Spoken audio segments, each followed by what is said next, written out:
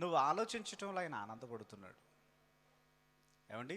అంటే ప్రతి మనిషి ఏం చేయాలి అంటే దేవుని మాటల్ని పరిశీలనాత్మకంగా చదవాలి, పరిశోధనాత్మకంగా ఆలోచించాలి.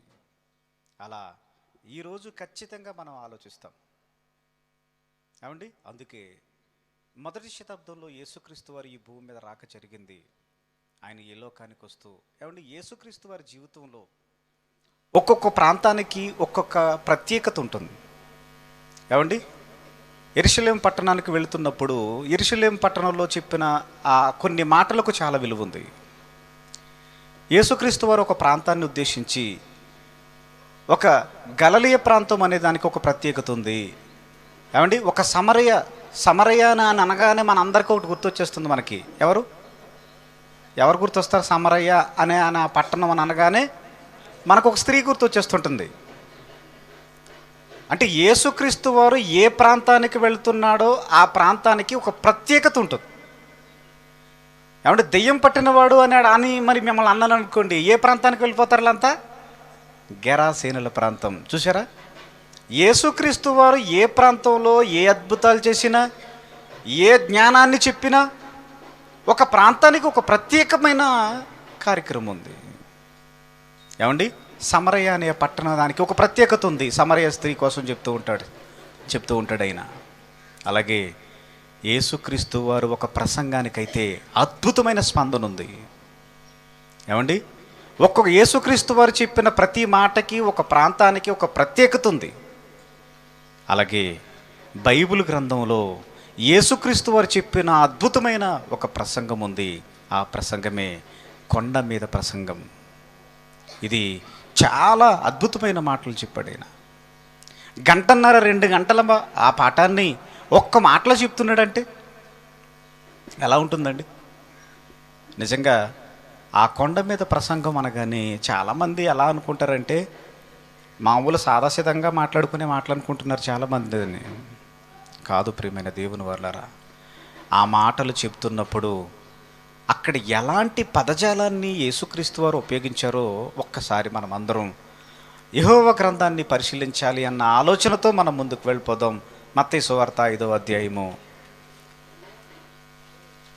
1-2 వచనాలు చదువుకుందాం. చూడండి. ఆయన జనసమూహములను చూచి కొండ ఎక్కి కూర్చుండగా ఆయన శిష్యులు ఆయన వద్దకు వచ్చి, అప్పుడు ఆయన నోరు తెరిచి ఇలాగూ మాట్లాడాను అన్నాడంటే నోరు తెరవకుండా మాట్లాడతారా? ఏమండి? కొండ ఉంది కదండి, అక్కడ చెప్పాలంటే చాలామంది జనసమూహం ఉన్నారు కనుక అక్కడ నోరు తెరవలసి వచ్చిందండి అని అనడానికి ఏమైనా అవకాశం ఉందా? పోనీ ఏమండి? నోరు తెరచి అనే ఆ పదజాలాన్ని ఎందుకు వాడాడు అక్కడ? ఏమండి? గట్టిగా చెప్తే అందరికి వినపడుతుందనా? సముద్రం మధ్య సముద్రం ఒడ్డున కూర్చొని మాట్లాడాడు, అక్కడ ఏమైనా స్లోగా మాట్లాడి ఉండొచ్చు అనుకుంటున్నారా? ఏమండి? అక్కడ సముద్రం తరంగాల ఘోషకి కూడా ఎక్కువ సౌండ్ ఉపయోగించాలి. అప్పుడు ఎలాంటి సౌండ్ సిస్టమ్ లేదు కదా అని అంటారా ఒకవేళ? ఏమండి? నోరు తెరిచి మాట్లాడుతున్నాడు అంటే అక్కడ ఏదో ఒక సందర్భాన్ని దేవుడు ఉపయోగిస్తున్నాడు అన్నమాట అక్కడ. ఏమండి? నోరు తెరవకుండా మాట్లాడే సందర్భాలు ఉంటాయా? నోరు తెరిచి మాట్లాడుతున్నాడని ఒక గ్రంథకర్త నోరు తెరచి అనే పదాన్ని ఎందుకు ఉపయోగిస్తున్నాడు అక్కడ అనేది కూడా మనం పరిణామం తీసుకోవాలి. ఏమండి? ఆయన నోరు తెరిచి ఒక ప్రసంగాన్ని చెప్తున్నాడట. నోరు తెరిచి మాట్లాడవలసినంత అవసరత ఏముంది అన్న ఆలోచనలోకి వెళ్ళిపోతే నోరు తెరిచి మాట్లాడే సందర్భాలు ఎప్పుడు కనపడతాయి అంటే, ఒక వ్యక్తి కాలువలో కొట్టుకుని వెళ్ళిపోతున్నాడు అనుకోండి. ఏమండి? కాలువలో కొట్టుకుని అలాగ వెళ్ళిపోతున్నాడు అంటే అతని మాటలు ఎలా ఉంటాయి? ఫాలో అవుతున్నారు అందరూని? కాలువలో ఎవరైనా కొట్టుకుపోతున్నారు అనుకోండి, కాపాడని అని నెమ్మదిగా మాట్లాడతారా? మాట్లాడు. అగ్నిలో కాలిపోతున్నారు అనుకోండి, కాపాడండి అని ఆర్తనాదాలు ఆకాశాన్ని అంటేస్తూ ఉంటాయి. ఏమండి? అంటే ఒక ప్రమాదంలో జరుగుతున్నప్పుడు మాటలు ఎలా ఉంటాయి అంటే ఒక భయంకరమైన ఆర్తనాదాలు జరుగుతూ ఉంటాయి. యేసుక్రీస్తు వారు కూడా నోరు తెరిచి మాట్లాడుతున్న ఈ సందర్భాన్ని దేవుడు ఎందుకు మాట్లాడుతున్నాడు తెలుసా అండి? ప్రమాదపు అంచులో ప్రజలున్నారు. అత్యవసర పరిస్థితి, ఎమర్జెన్సీ పరిస్థితి. ఏమండి, వరదలు వస్తున్నప్పుడు మొదటి ప్రమాదపు హెచ్చరిక, రెండవ ప్రమాదపు హెచ్చరిక, మూడవ ప్రమాదపు హెచ్చరిక, ఇంకా నాలుగవ ప్రమాద హెచ్చరిక చేసేటప్పుడు ఇంకా మనుషుల్ని ఎవరిని కూర్చోబెట్టరు. ఇక ఏమండి, వచ్చి ఏం చేస్తారు? పోలీసులే చేయి పట్టుకుని ఈడ్చిపోతూ ఉంటారు. ఏమండి, ఇప్పుడు యేసుక్రీస్తు వారు ఏ తరహాలో ఈ మాటలు మాట్లాడుతున్నాడో తెలుసా అండి? ప్రమాదంలో ప్రజలున్నారు, అత్యవసర పరిస్థితి, ఖచ్చితంగా ఎమర్జెన్సీ పరిస్థితుల్లోకి వచ్చేసింది ప్రపంచం. అలాంటి ప్రమాదకు పరిస్థితుల్లో ఉన్న ఈ ప్రపంచాన్ని చూసి ఒక అద్భుతమైన మాట మాట్లాడుతున్నాడు. చూడండి, ఇది ఎమర్జెన్సీ మాట. 5వ వచనం చూడండి, మత్తయి సువార్త 5వ అధ్యాయము 9. క్షమించండి. సమాధానపరచువారు ధన్యులు, వారు దేవుని కుమారులు అనబడుదురు. ఏమండి, ఒకే ఒక మాట. ఇది అత్యవసర పరిస్థితి, ప్రమాదంలోనికి ప్రపంచం వెళ్ళిపోయింది కనుక సమాధానపరచువారు ధన్యులు. ఏంటండి? సమాధానపరచువారు ధన్యులు, వారు దేవుని కుమారులు అనబడుదురు అంటున్నాడు. ఈరోజు ప్రపంచంలో ఉన్న జనాభా ఎంతండి? 750 కోట్ల మంది ప్రజలు. యేసుక్రీస్తు వారు ఈ భూమి మీదకి ఎందుకు వచ్చాడు ఆయన? ఏమండి, ప్రపంచంలో ఉన్న దేవుని పిల్లలంతా ఆయన పిల్లలే కదా. ఏమండి, యేసుక్రీస్తు వారు ఈ భూమి మీదకు రంగప్రవేశం ఎందుకు జరిగింది? ఏమండి, పరలోకపు తండ్రి యేసుక్రీస్తుని గురించి ఏం పరిచయం చేస్తున్నాడు తెలుసా అండి? ఆయన ఏం చేస్తున్నాడు తెలుసా? పరలోకంలో ఉన్న తండ్రి యేసుక్రీస్తు వారిని ఏమని పరిచయం చేస్తున్నాడు తెలుసా మనకి? ఈయనే నా ప్రియ కుమారుడు, ఈయన యందు నేను ఆనందించుచున్నాను. ఏమండి, పరలోకంలో ఉన్న తండ్రి యేసుక్రీస్తు వారిని గురించి ఎలా పరిచయం చేస్తున్నాడు ఆయన? ఈయనే నా ప్రియ కుమారుడు, ఈయన యందు నేను ఆనందించుచున్నాను. అదే యేసుక్రీస్తు వారు తండ్రిని ఎలా పరిచయం చేస్తున్నాడు? ఏమండి, అర్థమవుతుందా? తండ్రి ఏమో యేసుక్రీస్తు వారిని ఎలా పరిచయం చేస్తున్నాడంటే, ఈయన నా ప్రియ కుమారుడు, ఈయన యందు నేను ఆనందించుచున్నాను. అదే యేసుక్రీస్తు వారు తండ్రిని ఎలా పరిచయం చేస్తున్నాడు? ఆయన తండ్రి, మనము పిల్లలం, మనము కుమారులం. ఆయన పరలోకంలో ఉన్న మనకు తండ్రి, మనము పిల్లలం. ఏమండి, అలాగైనా పరిచయం చేస్తున్నాడు ఆయన.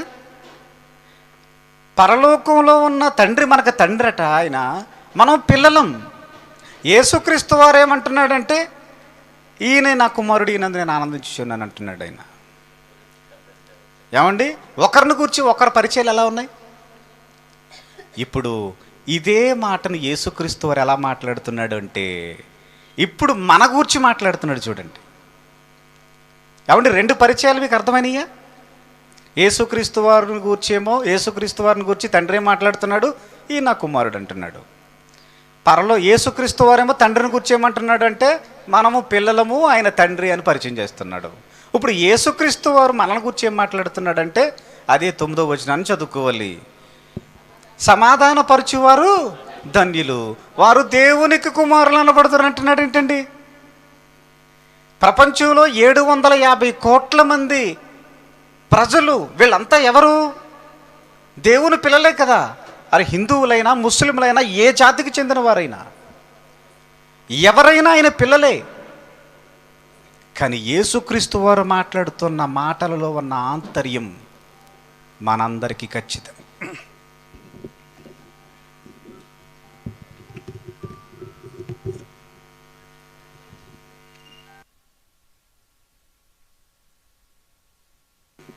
ఏమండి, యేసుక్రీస్తు వారు మాట్లాడుతున్న ఈ మాటలలో ఉన్న ఆంతర్యం మాత్రం మన అందరికీ అర్థం కావాలి. ప్రపంచంలో ఉన్న ప్రజలంతా ఆయన పిల్లలు అని మనం అనుకుంటున్నాం కదా. 750 కోట్ల మంది మన పిల్లలు అనుకుంటున్నాం కదా. కానీ యేసుక్రీస్తు వారి పరిచయం మనను గురించి ఏం మాట్లాడుతున్నాడు తెలుసండి? సమాధానపరచువారు మాత్రమే ఆయనకు కుమారులు అనబడుతారు అంటున్నాడు. ఏంటి అంటే 750 కోట్ల మంది పిల్లలు కాదా? కానీ ఆయన పిల్లలు అవ్వాలంటే ఎవరై ఉండాలి? సమాధాన పరిచేవారై మాత్రమే ఆయన పిల్లలు అంటున్నాడు ఆయన. యేసుక్రీస్తు వారు క్రొత్త నిబంధనలో కొండ మీద చేసే ఈ ప్రసంగం చాలా అత్యవసరం. ఇదే విషయాన్ని దావీదు గారు అయితే ఎలా మాట్లాడుతున్నాడో ఒక్కసారి కీర్తనల గ్రంథంలోకి వెళ్దాం. చూడండి ఒకసారి. కీర్తనల గ్రంథం 37వ అధ్యాయము 37, 38 వచనాలలో ఆయన ఏమంటున్నాడు చూడండి. కీర్తనల గ్రంథము 37వ అధ్యాయము 37, 38 వచనాలు చదువుకుందాం. నిర్దోషులను కనిపెట్టుము, యథార్థవంతులను చూడుము, సమాధానపరుచువారు సంతతి నిలుచును గాని ఒక్కడైనను నిలువకుండా. ఏమంటున్నాడు ఆయన? అపరాధులు నశించుదురు. చివరికి ఈ భూమి మీద ఏ సంతతి నిలబడుతుంది అంటే 750 కోట్ల మంది ప్రజలు కనబడరు. ఏమండి, మరి ఏ సంతతి నిలబడుతుంది? ఏ సంతతి దేవుని కుమారులను అనిపించుకోవాలి అని ఉంటుంది అంటే అది సమాధానపరుచువారు సంతతి మాత్రమే నిలబడుతుంది. కీడును కలిగించే సంతతి నిలబడదు, సమాధానపరిచే సంతతి మాత్రమే నిలబడుతుంది. ఏమండి, అలా నిలబడిన తర్వాత ప్రపంచానికి ఒక హెచ్చరిక జారీ చేస్తున్నాడు చూడండి. అదే కీర్తనల గ్రంథము 34వ వచనంలో 12, 15 వచనాల్లో ఒక హెచ్చరికలు జారీ చేస్తున్నాడు చూడండి. కీర్తనల గ్రంథము 34వ అధ్యాయము 12 నుంచి. బ్రతుకు కోరువాడు ఎవడైనా ఉన్నాడా?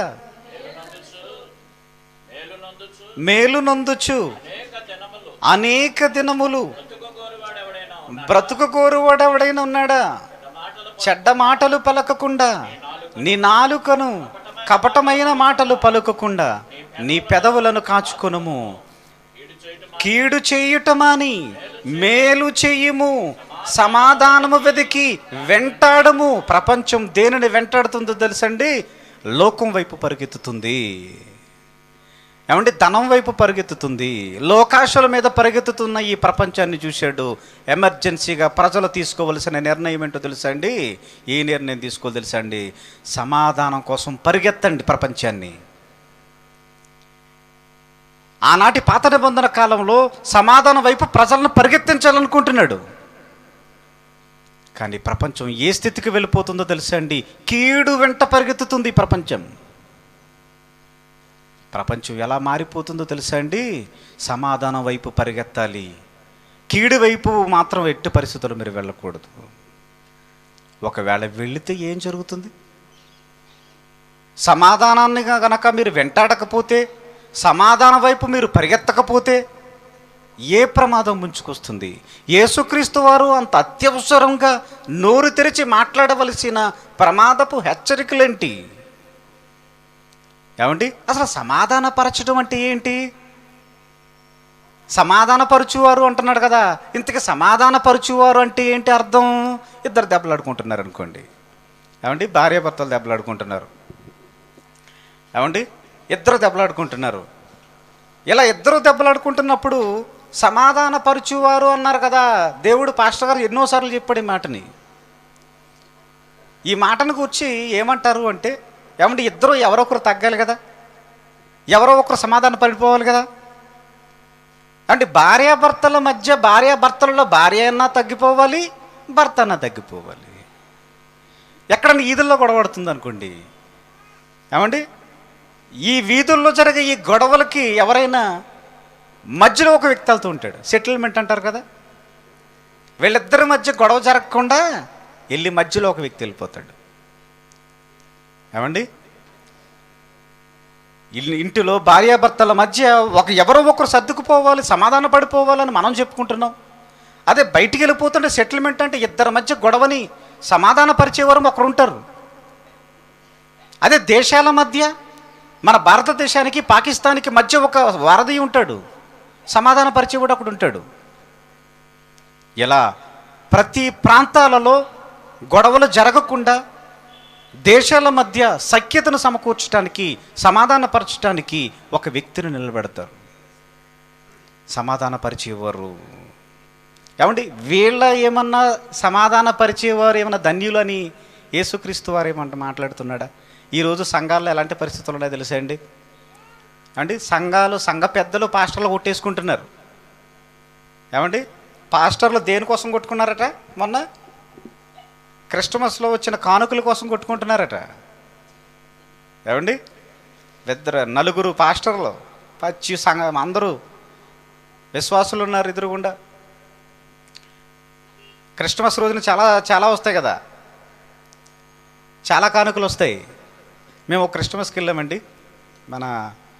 మన రవి గారు మమ్మల్ని పంపించాడు బొమ్మూరు ధవళేశ్వరం. ఒక జోసప్ప గారు నేను వెళ్ళాం.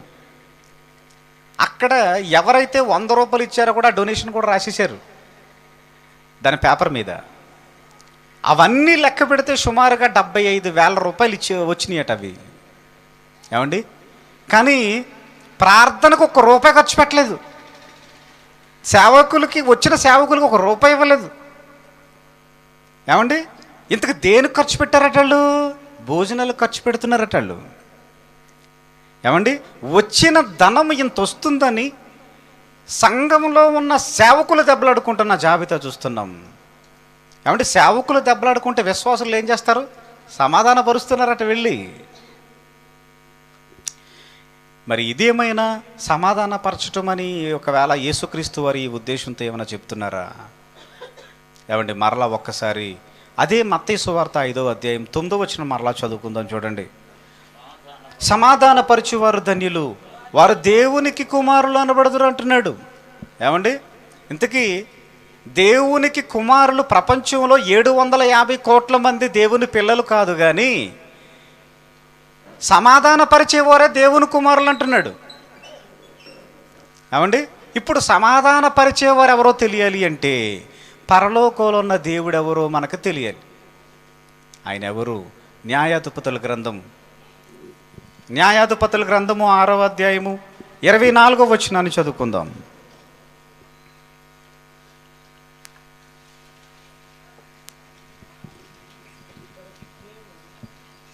న్యాయాధిపతుల గ్రంథం 6వ అధ్యాయము 24వ వచనం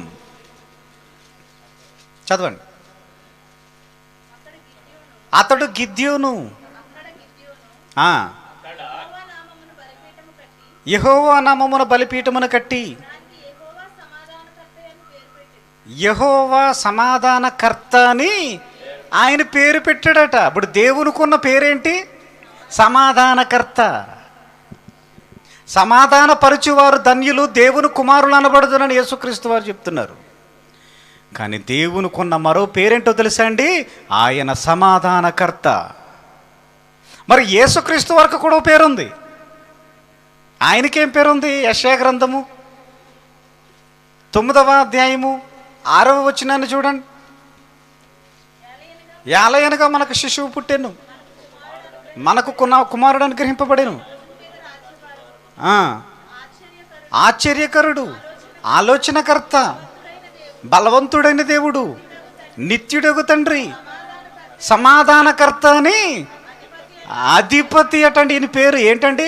పరలోకం ఉన్న దేవునికి సమాధానకర్త అని ఆయనకి పేరుందట. యేసుక్రీస్తు వారికి సమాధానకర్త అని అధిపతి అట ఈయన పేరు. మరి పరిశుద్ధాత్మకి ఏ పేరుంది? ఆయన అల్లరికి కర్తకాడైన, సమాధానానికే కర్త కానీ అల్లరికి కర్త కాడు. పరలోకంలో ఉన్న దేవునికి ఉన్న పేరేంటి అనుకుంటున్నారు? సమాధానకర్త. యేసుక్రీస్తు వరకు ఉన్న పేరేంటి అనుకుంటున్నారు? సమాధానకర్త. పరిశుద్ధాత్ముడికి ఉన్న పేరేంటి? సమాధానపరుడు. ఇప్పుడు తన పిల్లలందరూ ఎలా ఉండాలని కోరుకుంటున్నాడు తెలుసా అండి? తన పిల్లలు కూడా సమాధానకర్తలుగా ఉండాలి అని కోరుకుంటున్నాడు ఆయన. పరలోకంలో ఉన్న తండ్రి తనకు ఎలాంటి పేరు ఉందో తన పిల్లలకి కూడా ఎలాంటి పేరు ఉండాలని కోరుకున్నాడు అంటే అదే పేరు నామకరణంగా ఉండాలి అని కోరుకున్నాడు ఆయన. నిజంగా ఒకనాటి ఇశ్రాయేలీలు వారిని దేవుడు కాచి కాపాడాడు. ఐగుప్తు నుంచి తీసుకొచ్చాడు, రక్షించాడు, సముద్రాన్ని పాయలుగా చేశాడు. ఒక ఉన్నతమైన ప్రాంతంలో వాళ్ళని పెట్టినప్పుడు వాళ్ళని గూర్చి దేవుడు ఎలా మాట్లాడుతున్నాడో ఒక్క మాట ఆమోసు గ్రంథంలో 5వ అధ్యాయము 22, 23 వచనాల్లో ఏ సంగతిని గూర్చి మాట్లాడుతున్నాడో చూడండి. ఆమోసు గ్రంథం 5వ అధ్యాయము 22, 23 వచనాల్లోని. అందరూ తీశారా?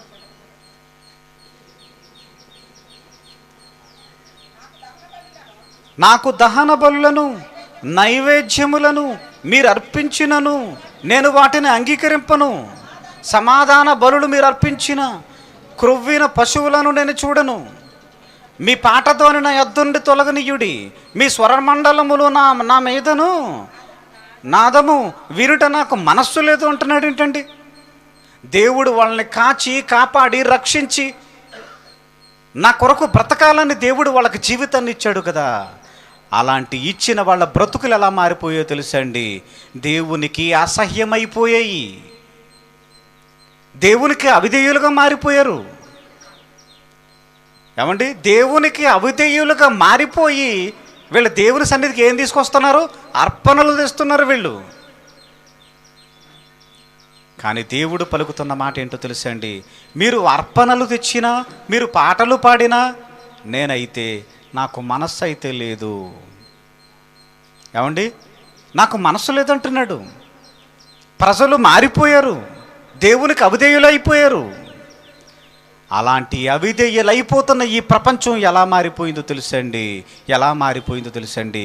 దానియేలు గ్రంథము 9వ అధ్యాయము 13వ వచనాన్ని చదువుకుందాం చూడండి.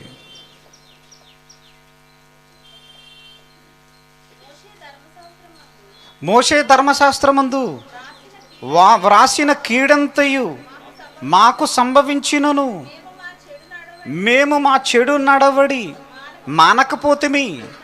నీ సత్యమును అనుసరించి బుద్ధి తెచ్చుకున్నట్లు మా దేవుడైన యెహోవాను సమాధాన పరచకపోతిమి. ఏమంటున్నారు? నా పిల్లలుగా వాళ్ళు ఉండాలని, దేవునికి విధేయులుగా ఉండాలని వారి కొరకు నేను సముద్రాన్ని పాయలుగా చేశాను, ఆకాశం నుంచి మన్నాను కురిపించాను. ఇంత గొప్పగా చేసిన నన్ను దేవునిగా కొలవటం లేదు వీళ్ళంతా. కనుక వీళ్ళు చేసిన అర్పణలు కానీ, వీళ్ళు చేసిన ప్రార్థనలు కానీ, వీళ్ళు చేసిన పాటలు కానీ నాకు వినడానికి మనస్సు లేదంటున్నాడు. ఏంటండి, ఏమండి, దేవుడు నువ్వు పెట్టిన అర్పణలు కానీ, నువ్వు ప్రార్థించిన ప్రార్థనలు కానీ, నువ్వు పాడిన పాటలు కనుక ఆయన వినకపోతే దేవుడు మన పట్ల ఎలా మారిపోతున్నాడో తెలుసా అండి.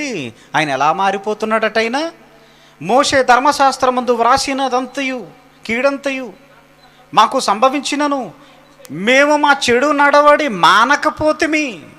నీ సత్యమును అనుసరించి బుద్ధి తెచ్చుకున్నట్లు మా దేవుడు యెహోవాను సమాధానపరచకపోతిమి. దేవుడు చేసిన అద్భుతాలు తీసుకుని, దేవుడు ఇచ్చిన ఆహారాన్ని తీసుకుంటూ వాళ్ళు దేవునితో సమాధాన పడకపోతే ఏమైనా ప్రమాదం ఏమైనా ఉంటుందండి? ఏమైనా నష్టం ఏమైనా ఉంటుందా? ప్రపంచ క్రైస్తవులు ఈరోజు చేస్తున్న ఈ భయంకరమైన కార్యక్రమాలు ఎలా ఉన్నాయో తెలుసండి. ఎలాంటి పరిస్థితుల్లోనికి ప్రపంచం వెళ్ళిపోతుందో తెలుసండి. క్రైస్తవులంతా దేవుని మీదకే యుద్ధానికి సిద్ధమంటున్నారు అనేది బైబిల్ గ్రంథంలో రాయించాడండి. ఏంటి, దేవుని మీదకే యుద్ధానికి సిద్ధమైపోతున్నారా? ప్రజలు ఎలా సిద్ధపడిపోతున్నారట? ఒకసారి మరలా దీని దగ్గరికి వద్దాం. యాకోబు పత్రిక 4వ అధ్యాయము 4వ వచనంలోకి వెళ్ళి ఒక్క మాటను చదువుకుని మరలా దానియేలు గ్రంథంలోకి వద్దాం.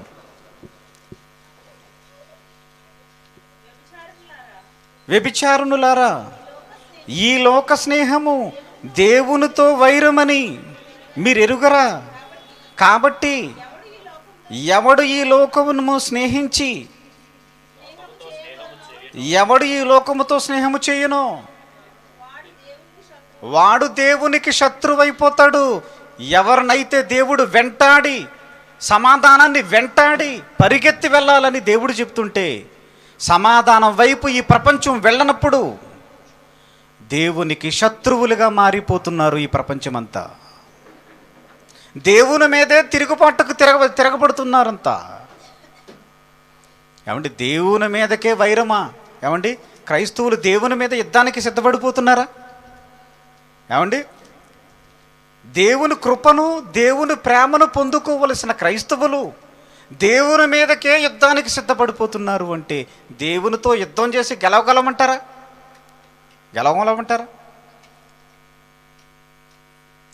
నిజంగా దేవుడు చెప్పిన యేసుక్రీస్తు వారు మొదటి శతాబ్దంలో ఉన్న క్రైస్తవులను ఉద్దేశించి మాట్లాడుతున్నాడు తెలుసా అండి.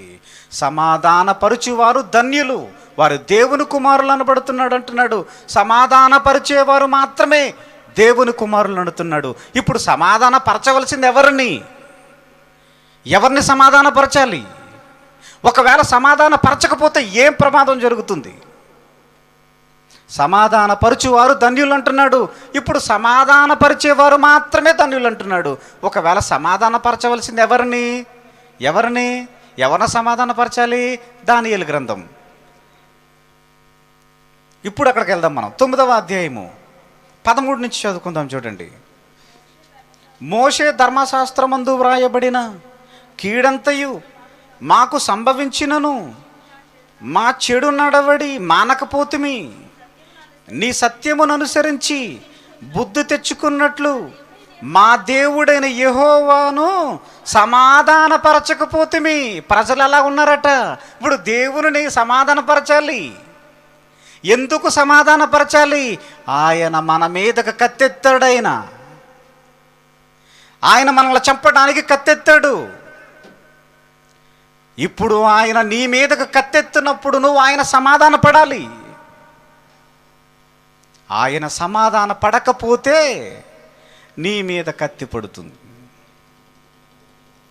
ఏమండి, ఆయన సమాధాన పడాలి. చదవండి 14. మేము మా దేవుడైన యెహోవా మాట వినలేదు గనుక ఆయన తన సమస్త కార్యముల విషయమై న్యాయస్థుడై ఉండి సమయము కనిపెట్టి ఈ కీడు మా మీదకు రాజేసెను. ప్రభువా, మా దేవా, నీవు నీ బాహుబలము వలన నీ జనమును ఐగుప్తులో నుండి రప్పించినప్పటి వలన ఇప్పటి వరకు నీ నామమునకు ఘనత తెచ్చుకుంటుని. మేమైతే పాపము చేసి చెడు నడతలు నడిచిన వారము. ప్రభువా, మా పాపములను బట్టి మా పితరుల దోషములను బట్టి యెరూషలేము నీ జనులను చుట్టూనున్న సకల ప్రజల ఎదుట నిందాస్పదమైనది. యెరూషలేము నీకు ప్రతిష్ఠితమైన పర్వతము.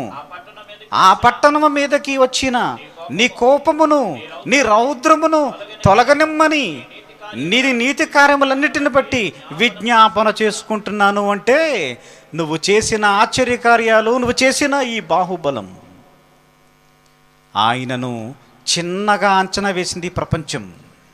ఇశ్రాయేలును చిన్నగా అంచనా వేసింది. ఆయనను సమాధానపరచాలి. కానీ వాళ్ళ అవిధేయతల వల్ల, వాళ్ళ పాపాల వల్ల దేవునిని రౌద్రుడుగా, మన మీద కత్తెత్తేవాడుగా చేసేస్తుంది ఈ ప్రపంచం.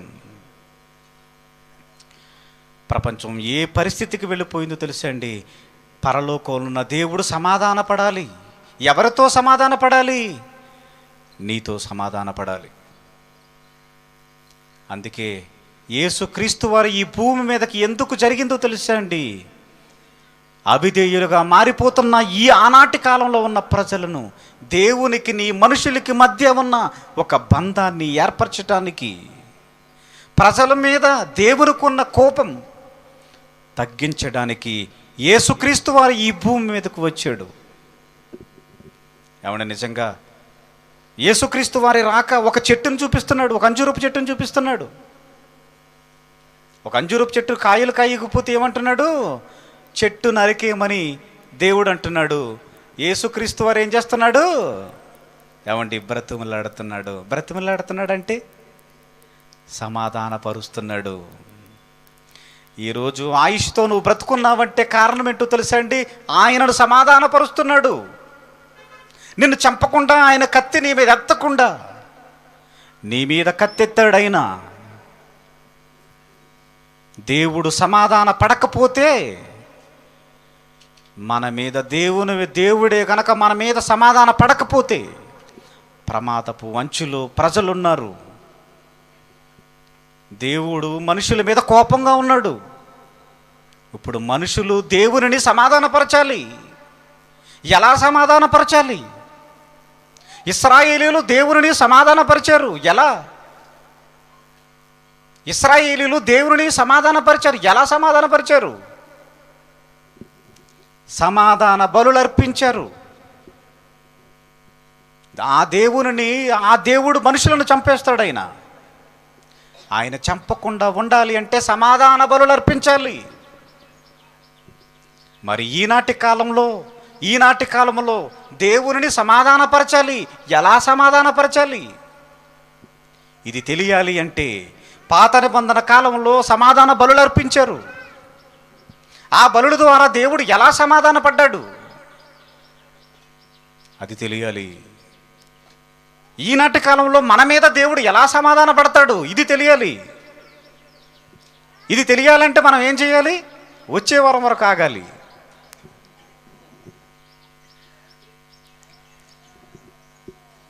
ఇప్పుడు యేసుక్రీస్తు వారి మాట చదువుకుని ముగించుకుందాం. మత్తయి సువార్త 5వ అధ్యాయము 9వ వచనం.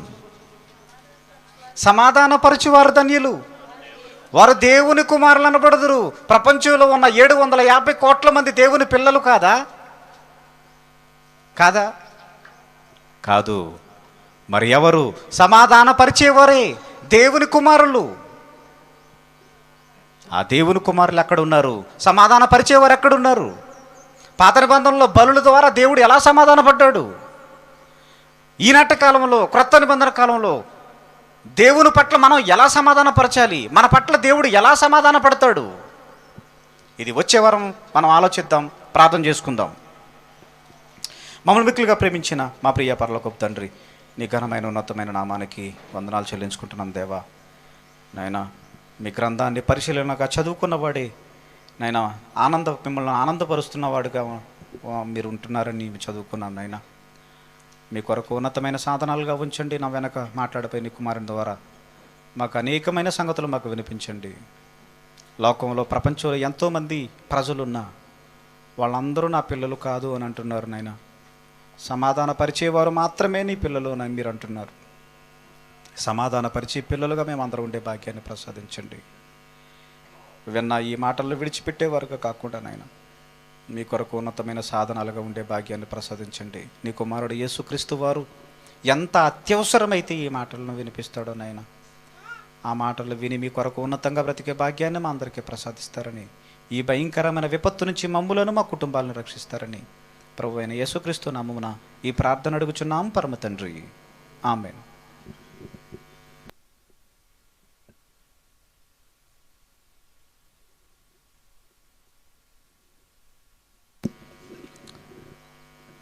మంచిదండి, సంతోషం. యేసు ప్రభువారు సమాధాన పరుచువారు ధన్యులు అనేటువంటి మాటను వచ్చి పలికిన దాన్ని కొద్ది వివరణ సహోదరులు మనకు వినిపించారు. వారిని బట్టి ప్రభుని క్రీస్తు వందనాలు తెలియపరుస్తూ ఉన్నాను. ఈ సమయంలో పాట పాడిన తర్వాత ముఖ్య ప్రసంగంలోనికి వెళ్దాం. సహోదరులు ప్రసాద్ గారు, సిస్టరు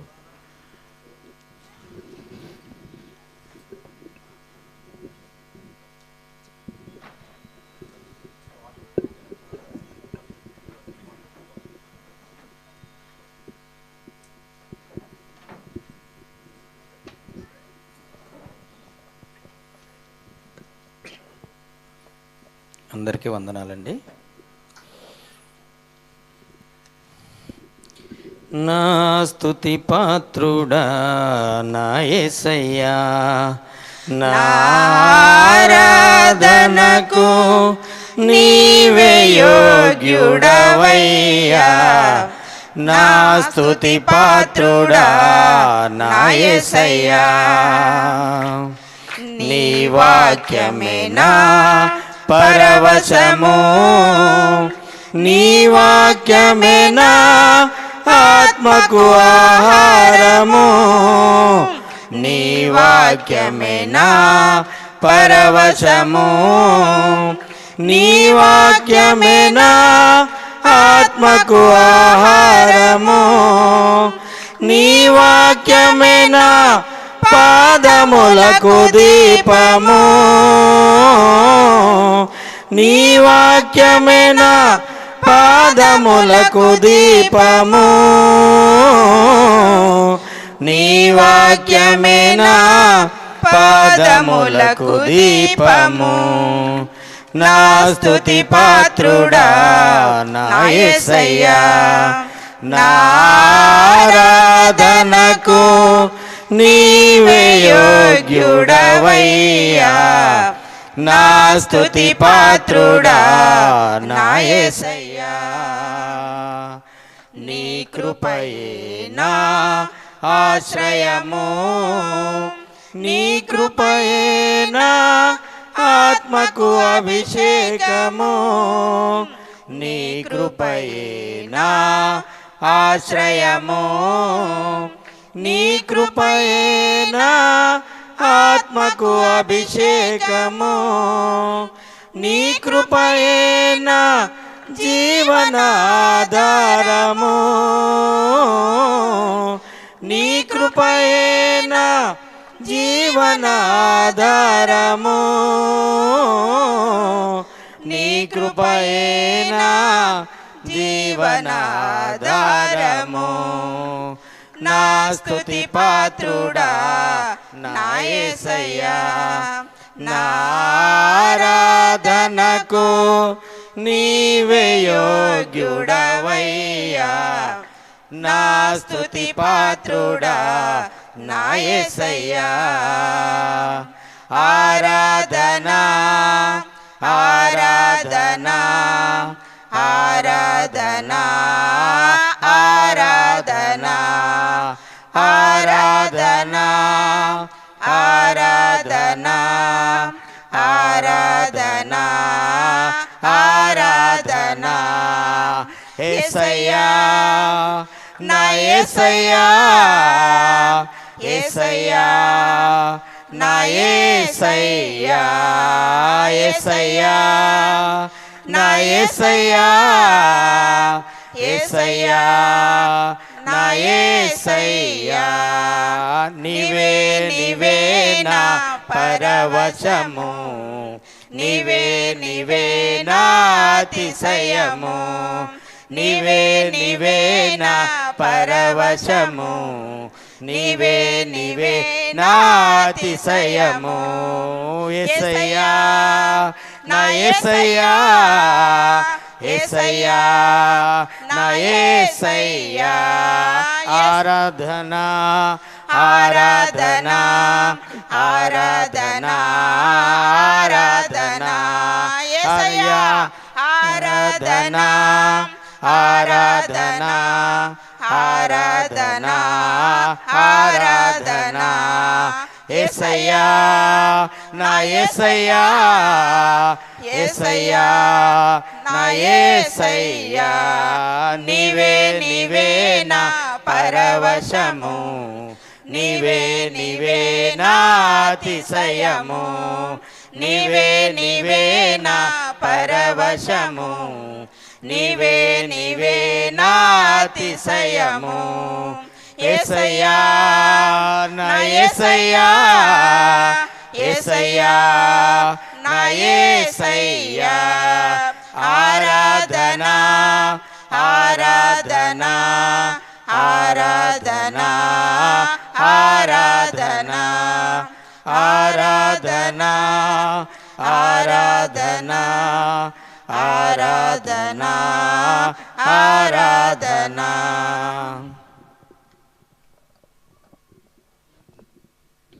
థ్యాంక్ యూ సార్.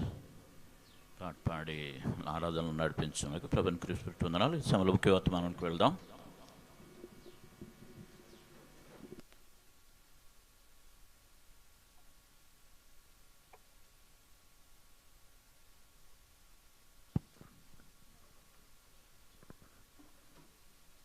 ప్రార్థన చేసుకుందామండి. మమ్మలను అతిమికిలిగా ప్రేమించుచున్న మా ప్రియ పరలోకపు కన్న తండ్రి, ఈ ఉదయకాల సమయంలో ఆరాధనలో మేమందరం కూడుకునే మహాభాగ్యమును మహాధన్యతను మాకు ఇచ్చారు తండ్రి. మొదటి వర్తమానంగా నీ కుమారుడు ద్వారా విలువైన మాటలు మాట్లాడారు తండ్రి. మరింత బలమైన మీ సాధనంగా నీ కుమారుణ్ణి వాడుకోండి. మరికొద్ది నిమిషములను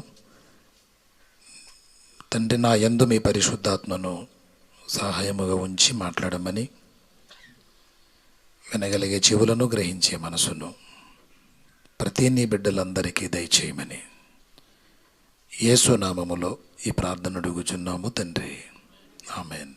ప్రభువునందు ప్రియులారా, మన తండ్రి అయిన దేవునికి యేసుక్రీస్తు నామములో కృతజ్ఞతాస్తుతులు చెల్లిస్తున్నాను.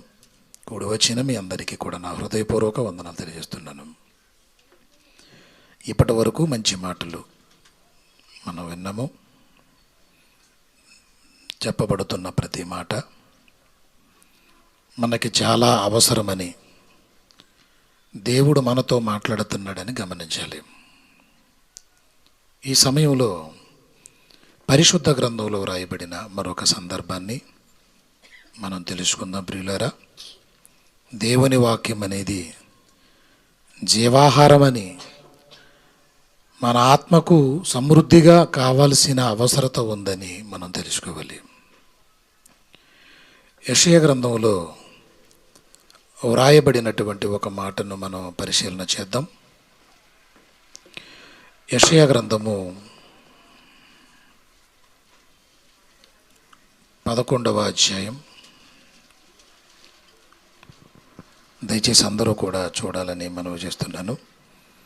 యెషయా గ్రంథం 11వ అధ్యాయము 6వ వచనం నుండి. యెషయా గ్రంథము 11వ అధ్యాయం 6వ వచనం నుండి. తోడేలు గొర్రెపిల్ల యొద్ద వాసము చేయును. తోడేలు ఎక్కడ నివసిస్తుందట? పడుతుందండి, రెండిట్లకి పడదు. తోడేలుకి గొర్రెపిల్లకి పడదు. కానీ తోడేలు గొర్రెపిల్ల యొద్ద వాసము చేయును. చిరతపులి మేకపిల్ల యొద్ద పండుకుంటుందట. ఇది కూడా సాధ్యమేనా? ఇది కూడా అసాధ్యమైంది. మేకపిల్ల కనబడితే చాలు, అతి వేగంతో వెళ్ళి దాన్ని చంపుకు తింటుంది పులి. దూడయు కొదమసింహమును పెంచబడిన కోడెయు కూడుకొనగా. ఏంటండి కూడుకునేది?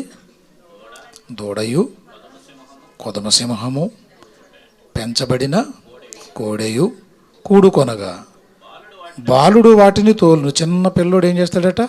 వాటిని తోలుతాడట.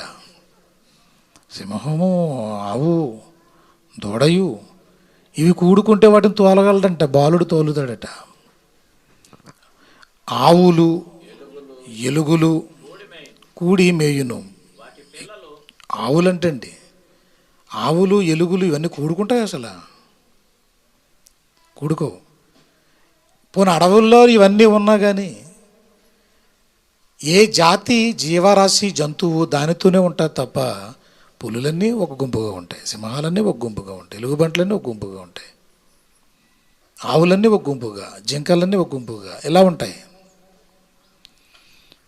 ఆవులు, ఎలుగులు కూడి మేయును, వాటి పిల్లలు ఒక్క చోటనే పండుకొనును. ఎద్దు మేయునట్లు సింహము గడ్డి మేయును అంటున్నాడు చూడండి. సింహం ఏం చేస్తుంది? గడ్డి మేస్తుందట ఎద్దులాగా. పాలు కుడుచు పిల్ల నాగుపాము పుట్ట యొద్ద ఆటలాడుకుంటుందంటే ఇది ఇంకా విడ్డూరంగా ఉంది. పాలు కుడుచు పిల్ల నాగుపాము పుట్ట యొద్ద ఆటలాడునట.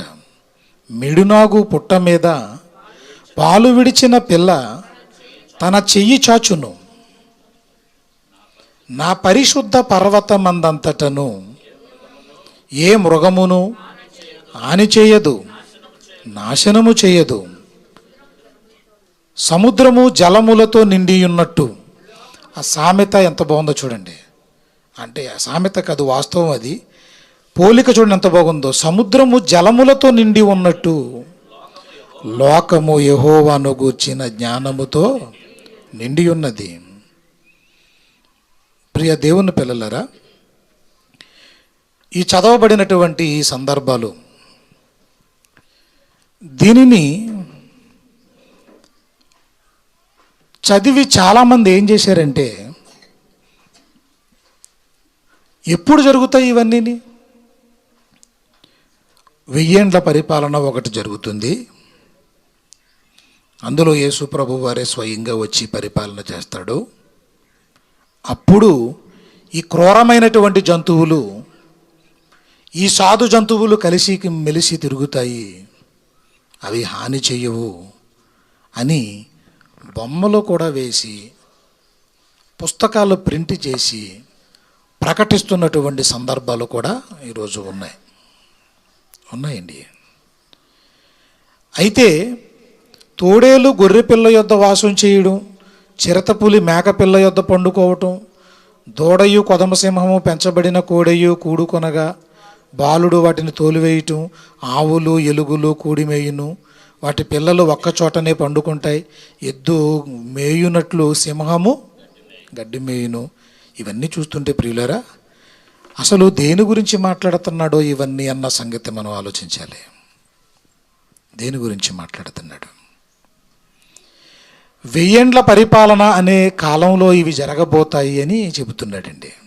ఇక్కడ ఒక ప్రాముఖ్యమైన సందర్భాన్ని 9వ వచనంలో మాట్లాడుతున్నాడు చూడండి.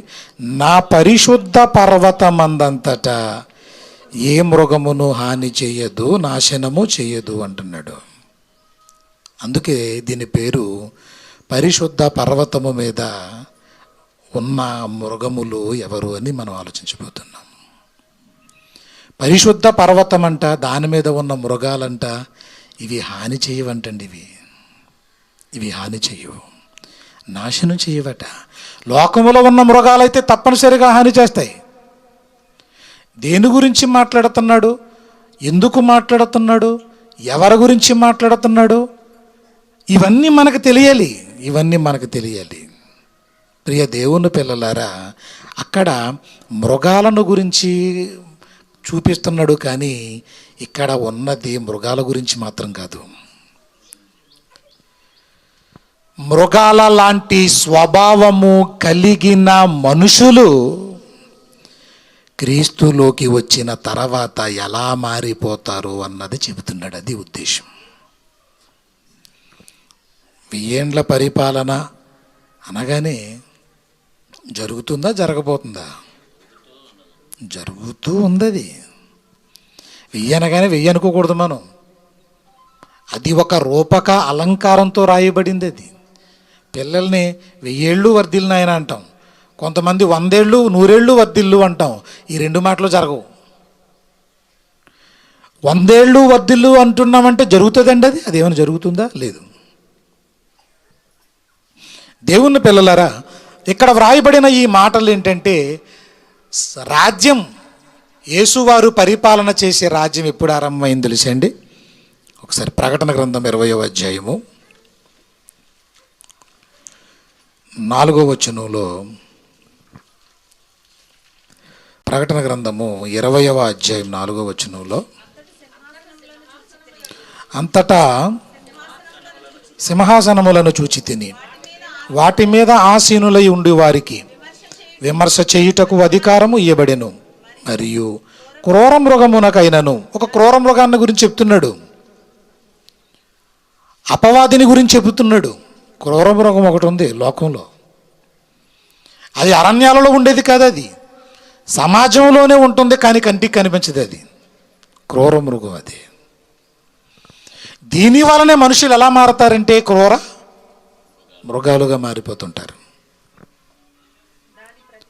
దాని ప్రతిమకైనను నమస్కారము చేయక, చూడండి, క్రూర మృగమునకైనను దాని ప్రతిమకైనను నమస్కారము చేయక తమ నొసళ్ళ యందు కానీ, అంటే నొసళ్ళ యందు అంటే మనసులో కానీ, చేతుల యందు కానీ, చేతల్లో కానీ ఆ సాతాను యొక్క ముద్ర వేయించుకొనని వారిని యేసు విషయమై తామిచ్చిన సాక్ష్యము నిమిత్తమును దేవుని వాక్యము నిమిత్తమును శిరఛేదనము చేయబడిన వారి ఆత్మలను చూచి తిని.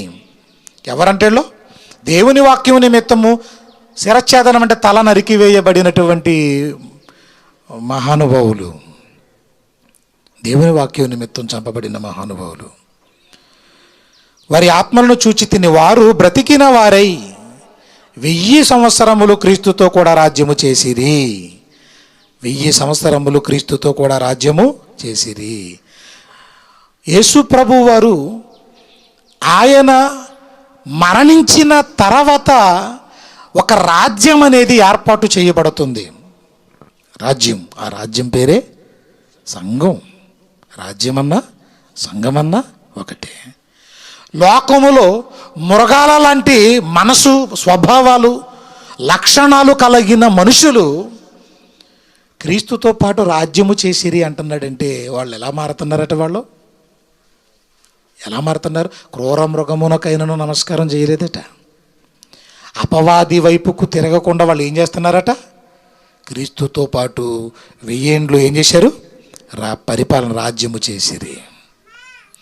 రాజ్యం చేయడం అంటే యేసుప్రభు వారు కుర్చీ వేసుకుని సింహాసనం మీద ఉండి నువ్వు ఇలాగా అని పరిపాలన చేయటం కాదు. అది ఆయన ఎక్కడున్నా పరిపాలన ఇప్పటికీ కూడా చేస్తున్నాడు. పరిపాలన ఎవరిది ఇప్పుడు? క్రీస్తు ప్రభు. మనందరినీ పరిపాలించేది ఎవరు? లోకంలో ఉన్న ఈ ప్రభుత్వాలు కాదు, క్రీస్తు ఎప్పటికీ పరిపాలన చేస్తూనే ఉన్నాడు మనల్ని. మళ్ళీ చెప్తున్నాను, యేసువారు మరణించింది మొదలుకొని మరలా 2వ రాకడ వచ్చేంత వరకు కూడా ఆయన పరిపాలన జరుగుతూనే ఉంటుంది. ఒకసారి మనం చూద్దాం ఫిలిప్పీ పత్రిక. ఆయన ఎక్కడుండి మన దగ్గరుండే పరిపాలన చేయవసరం లేదు, ఆయన ఎక్కడున్నా పరిపాలన చేయగలడు ఆయన. చూడండి ఫిలిప్పీ పత్రిక 2వ అధ్యాయము, ఫిలిప్పీ పత్రిక 2వ అధ్యాయము 9వ వచనం నుంచి చూడండి ప్రియులారా. ఫిలిప్పీ పత్రిక 2వ అధ్యాయము 9వ వచనం నుండి, అందుచేత పరలోకమందున్న వారిలో గాని, భూమి మీద ఉన్న వారిలో గాని, భూమి కింద ఉన్న వారిలో గాని ప్రతి వాని మోకాలును యేసు నామమున వంగునట్లు, ప్రతి వాని నాలుకయు తండ్రి అయిన దేవుని మహిమార్థమై యేసుక్రీస్తు ప్రభువని ఒప్పుకొనున్నట్లును దేవుడు ఆయనను అధికముగా హెచ్చించాడు. ఎవరిని? పరలోకముందో వారిలో కానీ, భూమి మీద ఉన్న వారిలో కానీ. ఏమండి? ప్రతి నామమునకు పై నామమును ఆయనకు అనుగ్రహించేను అన్నాడు. చూడండి, అంటే మనకు ఎదురుగా లేకపోయినా కానీ ఆయన పరిపాలన చేస్తున్నాడా, చేయటం లేదా? చేస్తున్నాడు. ఇప్పుడు రాజ్యం ఎవరిదండి? సంఘం ఎవరిది? సంఘం ఎవరిదండి? యేసువారిది. సంఘం అన్నా రాజ్యం అన్నా ఒకటే. రాజ్యం అయిందే. అంటే లోకములో భయంకరమైన క్రూరమైన స్వభావాలు కలిగిన వాళ్ళు కూడా ఏం చేస్తారట? క్రీస్తు నామమున ఏం చేస్తారు? మోకాళ్ళు వేస్తారు. ఏమండి, మనలో మన మాట అండి, దేవునిలోనికి రాకముందు మన స్థితి ఏంటి చెప్పండి ఒకసారి.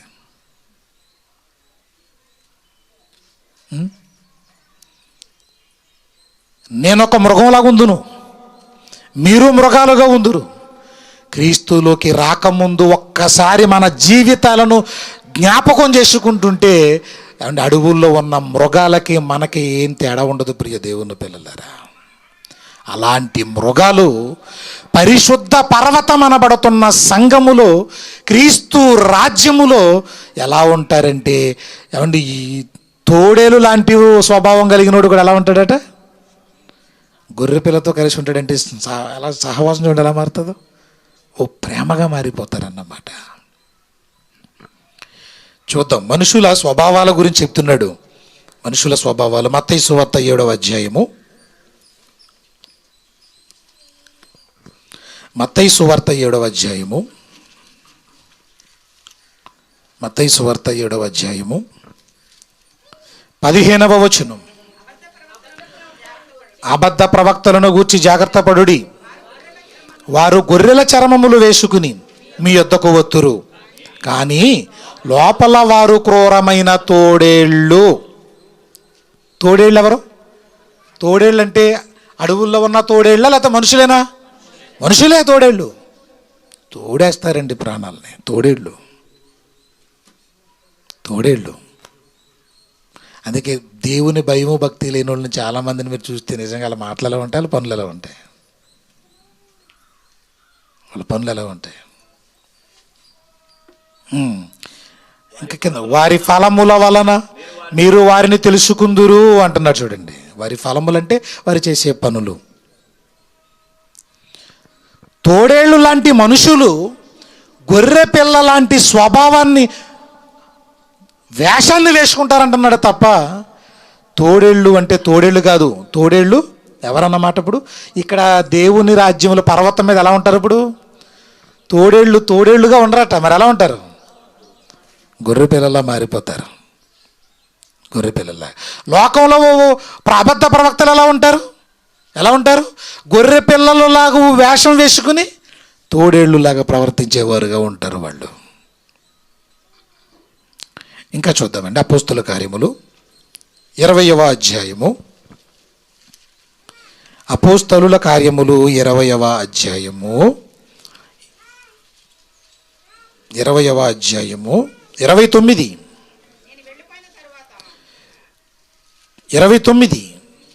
నేను వెళ్ళిపోయిన తర్వాత క్రూరమైన తోడేళ్ళు మీలో ప్రవేశించునని నాకు తెలియను. ఎవరంటున్నారు ఈ మాట? పౌలు గారు అంటున్నారు. పౌలు గారు ఏమంటున్నారంటే, నేను వెళ్ళిపోతాను, నేను వెళ్ళిన తర్వాత ఎవరు వస్తారు మీ దగ్గరికి? క్రూరమైన తోడేళ్ళు. అంటే మనుషులా తోడేళ్ళా? మనుషులే వస్తారు. కాకపోతే వాళ్ళ స్వభావం ఎలా ఉంటుంది? తోడేళ్ళు. వారి లక్షణాలు మృగపు లక్షణాలు. చూసారండి? కాబట్టి ఇక్కడ ఆ జంతువులు ఎవరండి? మనుషుల స్వభావాలు, మనుషుల లక్షణాలు.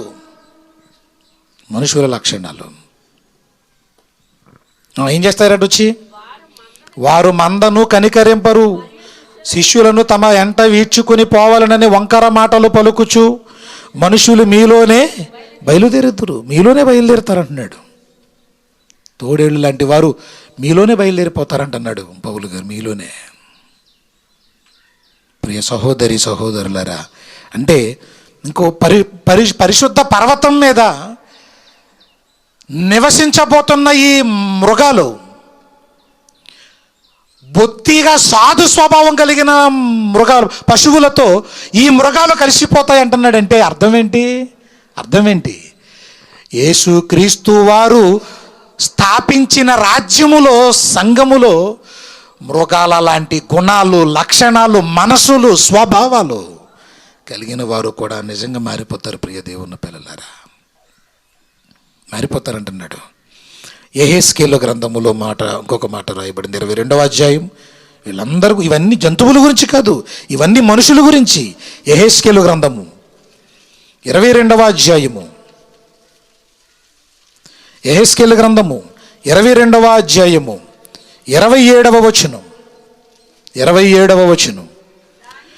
దానిలో అధిపతులు లాభము సంపాదించుటకై నరహత్య చేయుటలోను, మనుషులను నశింప చేయుటలోను, మాటలు అర్థం చేసుకోండి ప్రియులారా, నరహత్య చేయుటలోను, మనుషులను నశింప చేయుటలోను వేటను చీల్చు తోడేళ్ల వలె ఉన్నారు. వేట అంటే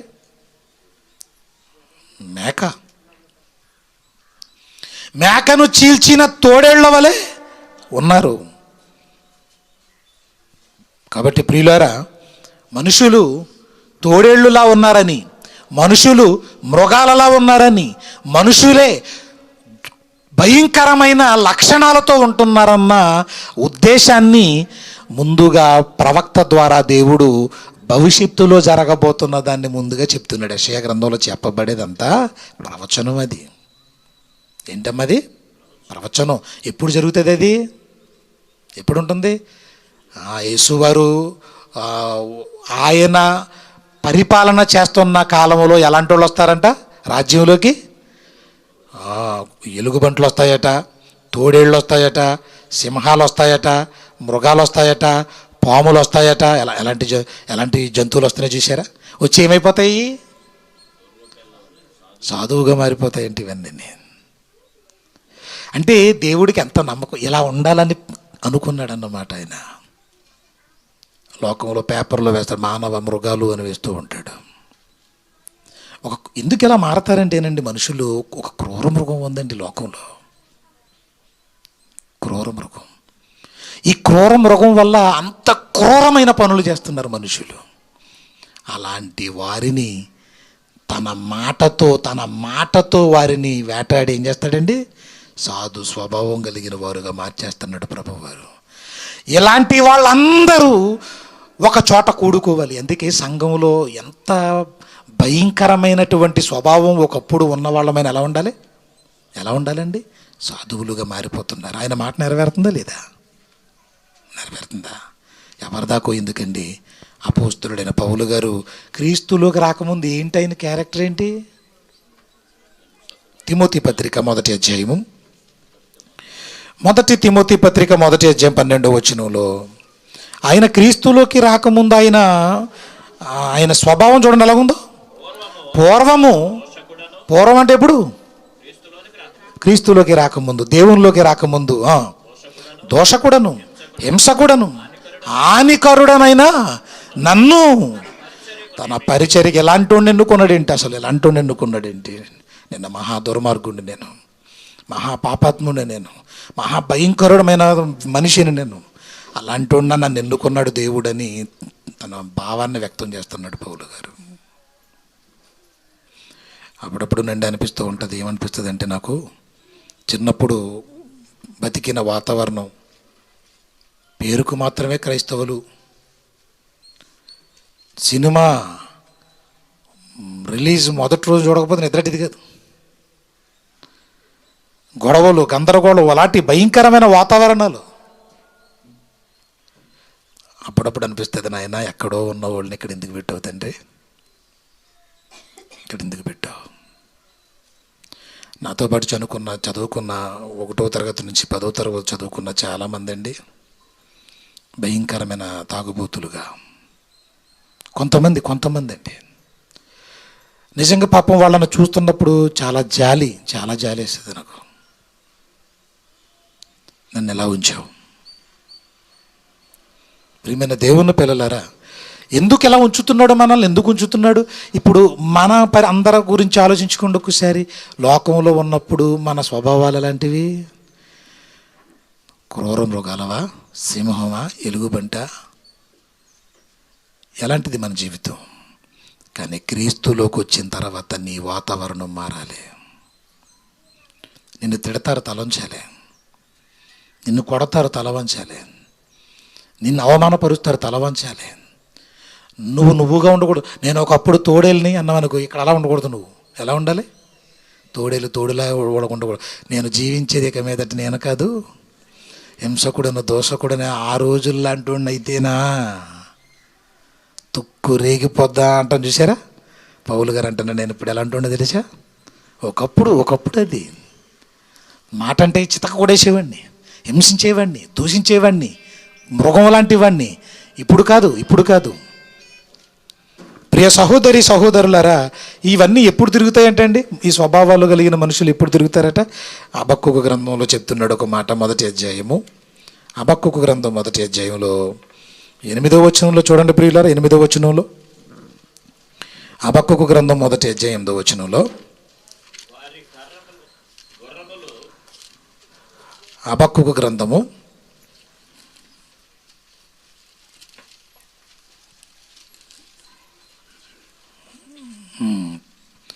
హబక్కూకు గ్రంథం 1వ అధ్యాయం 8. వారి గుర్రములు చిరత పులుల కంటే వేగంగా పరుగులెత్తును, రాత్రియందు తిరుగు తోడేళ్ల కంటే అవి చురుకైనవి. ఏమంటే ఈ వేటి గురించి చెప్తున్నాడు? ఇవన్నీ ఏదో జంతువుల గురించి చెప్పాలని కాదు. మనుషులు ఈరోజు ఏమండి పగలు ఎక్కువ తిరుగుతారా, రాత్రులు ఎక్కువ తిరుగుతున్నారా? నేటి దినాల్లో ఏమండి రాత్రులు ఎక్కువ తిరుగుతున్నారా, పగలు ఎక్కువ తిరుగుతున్నారా? రాత్రి పగలు తేడా లేకుండా తిరుగుతున్నారు. సరిపోతలేదు, 24 గంటలు సరిపోతలేదు వీళ్ళకి. రోజుకి 24 గంటలు సరిపోతలేదు పాపం.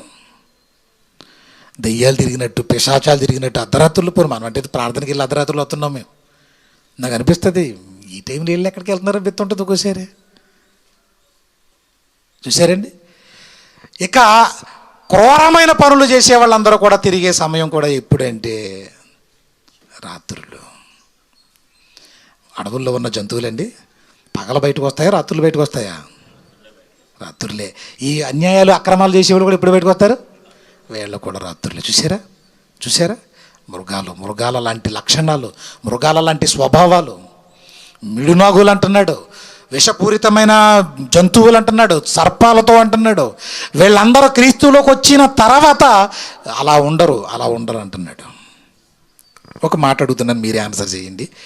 ఒకవేళ దేవుని సంఘంలో కూడా మృగాలు సాధువుల్లో మారిపోతాయి కదా? మారలేదంటే అర్థం ఏంటి?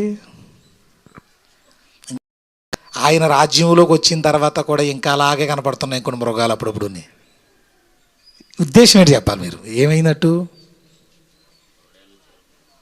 అండి? ఆయన రాజ్యంలోకి వచ్చిన తర్వాత అందరూ మారిపోతారు, అలా ఉండరు, ఇది ఒకలా ఉంటారు, ఇప్పుడు ఒకలాగా ఉంటారు అన్నాడు.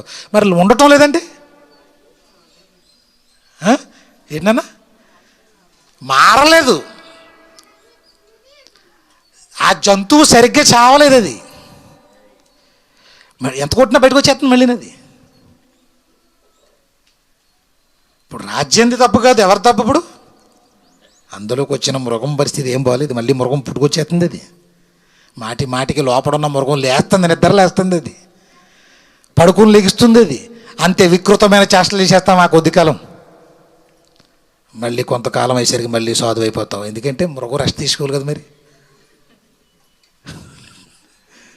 అది రెస్ట్ తీసుకోవాలి కదా. అది పూర్వం తాగేవాళ్ళుగా, తిరిగేవాళ్ళుగా, అబద్ధికులుగా, మోసగాళ్ళుగా, మాయగాళ్ళుగా ఉన్న మన జీవితాన్ని చూస్తుంటే నిజంగా మనకే దుఃఖం కలుగుతుంది ప్రియ దేవుని పిల్లలారా. అందుకే అంటున్నాడు మనల్ని ఎలా మారమన్నాడు తెలిసండి.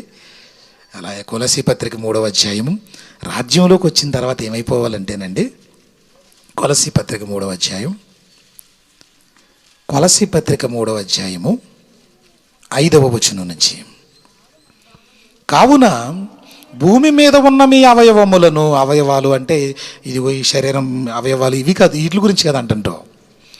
భూమి మీద ఉన్న మీ అవయవములను అనగా జారత్వమును, అపవిత్రతను, కామాతురతను, దురాశను, విగ్రహారాధన అయిన ధనాపేక్ష.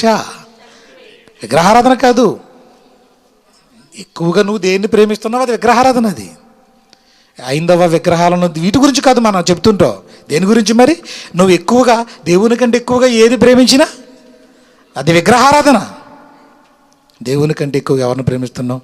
డబ్బునా? అది విగ్రహం నీకు. అది నీ కుటుంబ సభ్యులనా? విగ్రహాలు నీకు. అది నీ ఉద్యోగాన్నా? విగ్రహం నీకు. అది నీ బంధువులనా? విగ్రహం. అది నీ భార్యను ఎక్కువగా ప్రేమిస్తున్నావా దేవుడి కంటే? విగ్రహం. భర్తను ఎక్కువగా ప్రేమిస్తున్నావా దేవుడి కంటే? విగ్రహం. పిల్లల్ని ఎక్కువగా ప్రేమించేస్తున్నావా దేవుని కంటే? విగ్రహం. ఇక్కడ ఏం చేయమంటున్నాడు చూడండి. విగ్రహాలుగా మారిపోయిన దురలవాట్లు చూడండి ఎలా ఉన్నాయో. ఏమంటున్నాడు? జారత్వమును, అపవిత్రతను, కామాతురతను, దురాశను, విగ్రహారాధన అయిన ధనాపేక్షను చంపేయండి. దేన్ని చమ్మన్నాడండి? మన ఇంటికి పాము వస్తే ఏం చేద్దాం? పోర్లే పాపం, అది కూడా ఒక బతకాల్సిందే కదా అని వదిలేస్తారు. దాన్ని కరుతుంది పాపం, దానికి కూడా బతకరు కదా అని ఊరుకుంటారా? అమ్మో, చంపే వరకు ఊరుకోరు. తేలు వచ్చినా చంపేస్తాం, జర్రు వచ్చినా చంపేస్తాం. వీటన్నిటికన్నా భయంకరమైనటువంటి వస్తున్నాయి పాములు నీ దగ్గరికి. మరి వాటిని చంపవే. మరి నీ లోపలికి చాలా వస్తున్నాయి. మొన్న ఒక వీడియో చూశానండి నేను. కొండ చిలవ ఒక బోధులో నుంచి వెళ్ళిపోయి లోపలికి వెళ్ళిపోతుంది. వాళ్ళ ఇంట్లోకి వెళ్ళలేదు, ఎక్కడికి వెళ్ళలేదు. ఓ రోడ్డు మీద బోధులో నుంచి కొండ చిలవ వెళ్ళిపోతుంది. సరిగ్గా పోగొడిపోయారండి అక్కడ. తోకట్టుకుని లాక్కొచ్చేస్తున్నాడు దాన్ని. దాని మానాన అది పోతుంది. అది పాపం అది గింజుకొని తప్పించుకుంటున్నా కానీ బయటికి తీసుకొచ్చేసాడు దాన్ని. అంటే చంపేయాలన్న ఆలోచనలు చూడండి మనిషివి. అలా ఎక్కడికో వెళ్ళిపోతున్నా కానీ లాగి చంపేద్దాం అనుకుంటున్న ఆలోచనలు చూసారా? అలాంటిది ఈ లక్షణాలు మనలోకే వస్తున్నాయంటే మనం ఏం చేయాలండి? ఏం చేయాలి? అట్లని ఏం చేయమంటున్నాడు? అట్లని చదవండి. చంపేయాలి. ఎవరు చంపాలి? ఎవరు చంపాలండి? మనమే చంపాలి. మీ హృదయంలో వచ్చే పాములను ఎవరు చంపాలి? మీరే చంపుకోవాలి. ఎందుకంటే మీకు తప్ప ఎవరు తెలిసాయి? ఆ పాములు మీకే, ఎవరి కాళ్ళకి బాగా కనపడతాయి పాములన్నీ. చంపేయండి, చంపేయండి బాబు. రేపో మాపో చచ్చిపోయేలా ఉన్నాం, చంపేస్తే మంచిదయ్యి. వాటి వలన నష్టం చెప్తున్నాడు. దేవుని ఉగ్రత అవిధేయుల మీదికి వచ్చును. పూర్వము వారి మధ్య జీవించినప్పుడు మీరును వీటిని అనుసరించి నడుచుకుంటే, చూడండి పూర్వం ఎలా ఉన్నారట? వాటిలాగా వాటితో నడుచుకున్నారు మీరు. ఇప్పుడైతే మీరు కోపము, చూడండి ఏమేమి మానేయాలి. ఇప్పుడైతే మీరు లోకంలో ఉన్నప్పుడు మీకు కోపం ఉందా? మీ ఇష్టం. పాపం ఉందా? మీ ఇష్టం. తాగుతున్నారా? మీ ఇష్టం. కానీ రాజ్యంలోకి వచ్చిన తర్వాత నా పరిశుద్ధ పర్వతం మీద మీరు చాలా జాగ్రత్తగా ఉండాలి. మీరు ఇప్పుడైతే మీరు కోపము, ఆగ్రహము, అంటే కోపం ఉండొచ్చండి? ఉండొచ్చా ఉండకూడదా? ఉండకూడదా? మరి ఉంటుందంటే ఏంటి? అర్థం ఏంటి? ఉంటుందంటే అర్థం ఏంటి? ఆయన పర్వతం మీద కోపాలు ఉండడానికి వీల్లేదన్నాడు. ఆయన పర్వతం మీద మృగాలొద్దు, మృగాలు మారాలి. మృగాలొద్దు, అవి మారిపోవాలి. సాధు స్వభావం గల వారిగా మారిపోవాలి. కోపం ఉండొచ్చండి? పర్వతం మీద నివసిస్తున్నావు సంఘంలో, కోపం ఉందంటే అర్థం ఏంటి చెప్పండి? ఏం మాట్లాడడం లేదు ఏంటి? కోపం ఉందంటే అర్థం ఏంటి? ఇంకా మారలేదు. రాజ్యంలోకి వచ్చాననుకుంటున్నావు కానీ ఇంకా రాలేదు. మృగమే నువ్వు. ఆగ్రహము, దుష్టత్వము, దూషణ, మీ నోట బూతులు అను వీటన్నిటినీ విసర్జించండి. విసర్జించాలి ఇవన్నీ. లేదండి నా వల్ల కాదండి, నాకు కుదరదండి అంటారా? నువ్వు ఇంకా క్రూర మృగమే. నువ్వు ఇంకానే. ఒకనితో ఒకడు అబద్ధమాడకుడి, ఎలయనగా ప్రాచీన స్వభావమును, పాత రోత స్వభావము దాని క్రియలతో కూడా మీరు పరిత్యజించి జ్ఞానము కలుగు నిమిత్తము దానిని సృష్టించిన వాని పోలిక చొప్పున నూతన పరచబడుచున్న నవీన స్వభావమును ధరించుకుని ఉన్నారు. ఏమండి? లోకములోనికి దేవునిలోకి తేడా ఉందా రావడానికి? మంచికి చెడుకి ఎలా పడదో, నీతికి అవినీతికి ఎలా పడదో, న్యాయానికి అన్యాయానికి ఎలా పడదో, క్రీస్తుకు బెలియాలకి ఎలా పడదో, దొంగకు పోలీసుకు ఎలా కుదరదో, దేవునిలోకి వచ్చిన మనకి లోకంలో ఉన్న మృగ లక్షణాలకే నువ్వు ఎలాంటి క్రీస్తులో కడగబడ్డావు, నువ్వు ఎలాంటి క్రీస్తును ధరించుకున్నావు. నువ్వు పరిశుద్ధ పర్వతము అనబడుతున్న ఈ సంఘములో మన స్వభావాలు ఎలా ఉండాలో దేవుడు చెబుతున్నాడు. ప్రియులారా, ఏమండి ఎలా ఉంటున్నామండి మనం? ఒక్కసారి ఆలోచించండి. రోమపత్రిక 7వ అధ్యాయము, రోమపత్రిక 7వ అధ్యాయం 6వ వచనం. రోమపత్రిక 7వ అధ్యాయం 6వ వచనం. రోమపత్రిక 7వ అధ్యాయం 6వ వచనంలో, ఇప్పుడైతే దేని చేత నిర్బంధింపబడితిమో దాని విషయమై చనిపోయిన వారమై, ఒకప్పుడు తాగే అలవాటు ఉందనుకోండి, నిర్బంధించబడ్డావు దాంతో. నువ్వు ఇప్పుడు ఏమవుతున్నావు చూడండి. దేని చేత నిర్బంధించబడితివో, ఏ పాపము చేత నువ్వు బంధించబడితివో దాని విషయమై చనిపోయిన వారమై. చచ్చిపోయావు లేదా? ఏమండి? నిజంగా ఒక మాట చెప్పనండి, మన పరిస్థితులు ఎప్పుడన్నా గందరగోళంగా ఉన్నాయనుకోండి, సమస్యల మీద సమస్యలు వచ్చేస్తున్నాయంటే మనకి ఎక్కువగా ఎవరు గుర్తొస్తారండి? దేవుడు. మహాభక్తి వచ్చేది మనకి. పరిస్థితులు బాగుపడ్డాయంటే దేవుడు కంటికి కనపడం మళ్ళీని.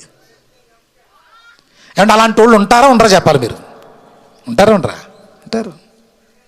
ఉంటారు. మరి ఆయన చేతుల్లో ఉన్న మళ్ళీ రాదా? మరి అది మళ్ళీ సమస్యలు రావా? మనకి వస్తాయి. ఏమన్నాడు చూడండి ఇక్కడ, దేని చేత నిర్బంధించబడితిమో దాని విషయమై చనిపోవాలి. చచ్చిపోయినోడు మందు ఆగడండి. చచ్చిపోయినాడు మందు అవుతాడా? తాగుతున్నాడు అర్థం ఏంటి? చాలామంది చచ్చిపోయినాడు శవం మీద ఆ ముఖం నుంచి కర్ర దించేశారు ఒక రోజుని. నేను చూశానండి అది. అలా రంధ్రం పెడుతున్నారు సమాధిలో పెట్టేసినటువంటి 3వ రోజుకి ఎప్పుడో వెళ్ళి రంధ్రం పెడుతున్నారు, ముఖం ఉన్న చోట రంధ్రం పెట్టి కర్రతో, అందులో బ్రాందీ వేస్తున్నాడండి ఒక రోజు. ఇది ఎక్కడ గొడవండి బాబు. అందులో అన్నం వేస్తున్నారు. నాకు చాలా ఆశ్చర్యం, అన్నం కూర వేస్తున్నారు అందులోనే. అంటే స్టఫ్ అనమాట అది, ఆమ్లెట్లు అనమాట అవి. మరి నంచుకుని తింటాడు కదా పాపం లోనండి. ప్రియ దేవుని పిల్లరా, ఇప్పుడు అలాంటిది ఏముండదు. చచ్చిపోయినోడు ఎలాగైతే తాగడో, చచ్చిపోయినోడు ఎలాగైతే తప్పు చేయడో, మనం కూడా లోక సంబంధమైన ఈ నిర్బంధాల మధ్య మనం ఏమైపోవాలి? చచ్చిన వారం. దేవునిలోకి రాకముందు నీకు అసూయ ఉండొచ్చు, వచ్చాకొద్దు చంపేయలేదు నువ్వు. దేవునిలోకి రాకముందు నీకు కుళ్ళు ఉండొచ్చు, వచ్చాక నువ్వు చంపేయలేదాన్ని. దేవునిలోకి రాకముందు నువ్వు అబద్ధికుడు అయి ఉండొచ్చు, వచ్చిన తర్వాత నువ్వు నిజాలు మాట్లాడాలి, నీ ప్రవర్తన మారాలి. పరిశుద్ధ పర్వతం మీద ప్రజలు ఉండవలసిన పరిస్థితి ఇది పరిస్థితి. దేవుడు చూడాలనుకున్న పరిస్థితి ఇది ప్రియులారా. అందుకే ప్రత్యేకంగా ఉండమన్నాడు. లేదంటే వాళ్ళు నువ్వు ఒకలాగా ఉండాలంటే నువ్వు లోకంలో నుండి బెటర్ అంటాడు అప్పుడు. కాబట్టి ధర్మశాస్త్రము నుండి విడుదల పొందితిమి గనుక మనము అక్షరానుసారమైన ప్రాచీన స్థితి గలవారము కాక ఆత్మానుసారమైన నవీన స్థితి గలవారమై సేవ చేయుచున్నాము. పర్వతాల మీద మృగాలు అంటే అక్షరార్థంగా మృగాలు అనుకోకండి, మనుషులు. ఆ మృగాలు ఎవరు? ఒకప్పుడు మారని మనుషులు, మృగ స్వభావాలు గలవారు, మారిన తర్వాత సాధు స్వభావాలు గలవారిగా మారాలని. ఒకప్పుడు చీటికి మాటికి కొట్టేసే స్వభావం ఉందనుకో, ఇప్పుడు అసలు ఏ కొట్లాట లేని మనిషితో ప్రేమగా ఎందుకురా ఈ గొడవలు గందరగోళ దెబ్బలు అట్లా అన్నావంటే నీ మనసు మారిపోయింది. సరే ఎలా అయిపోయిందో. దేవుని పిల్లలరా, ప్రాచీన స్వభావం పోవాలటండి. ఎఫెసీ పత్రిక 5వ అధ్యాయం. అది ఎలా ఉంటుంది? ఆ స్వభావం, నవీన స్వభావం ఎలా ఉంటుంది? ఎఫెసీ పత్రిక 5వ అధ్యాయము 8వ వచనం నుంచి. ఎఫెసీ పత్రిక 5వ అధ్యాయం 8వ వచనం నుంచి. మీరు పూర్వమందు చీకటి అయి ఉంటిరి. నిజమేనండి, పూర్వం ఎలా ఉన్నాం? చీకటి అంటే పాపము, అంటే అంధకార సంబంధమైన క్రియలు, అపవాది స్వాధీనంలో ఉన్నాం. పూర్వము చీకటి అయి ఉంటిరి, ఇప్పుడైతే ప్రభువునందు వెలిగించబడ్డాం. మనం వెలిగించబడ్డాం. దేవునిలోకి రాకముందు నాకు చాలా కోపం అండి. ఓకేనండి, ఇప్పుడేమవ్వాలి? ఆ కోపం అనే లక్షణాన్ని ఏం చేయాలి? చంపాలి. నేను చంపలేకపోతున్నానండి అంటే నువ్వు చచ్చిపోతే మంచిది. ఇంకంతకన్నా సింపుల్ సొల్యూషన్ కూడా ఏమీ లేదు. నేను చంపలేకపోతున్నానండి ఏంటో కన్నా కుదరలేదని చచ్చిపోయేది. నువ్వు చచ్చిపో, కొద్దిగా శిక్ష ఏమైనా తగ్గుతుందేమో.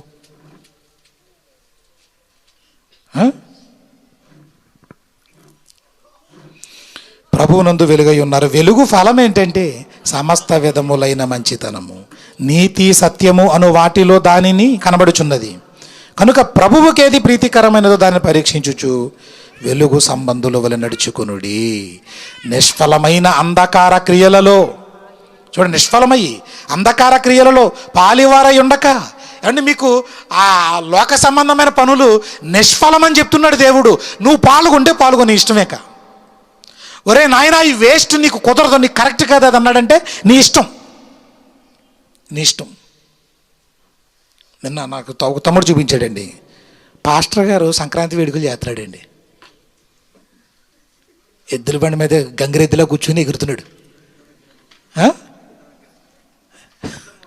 మృగం అది.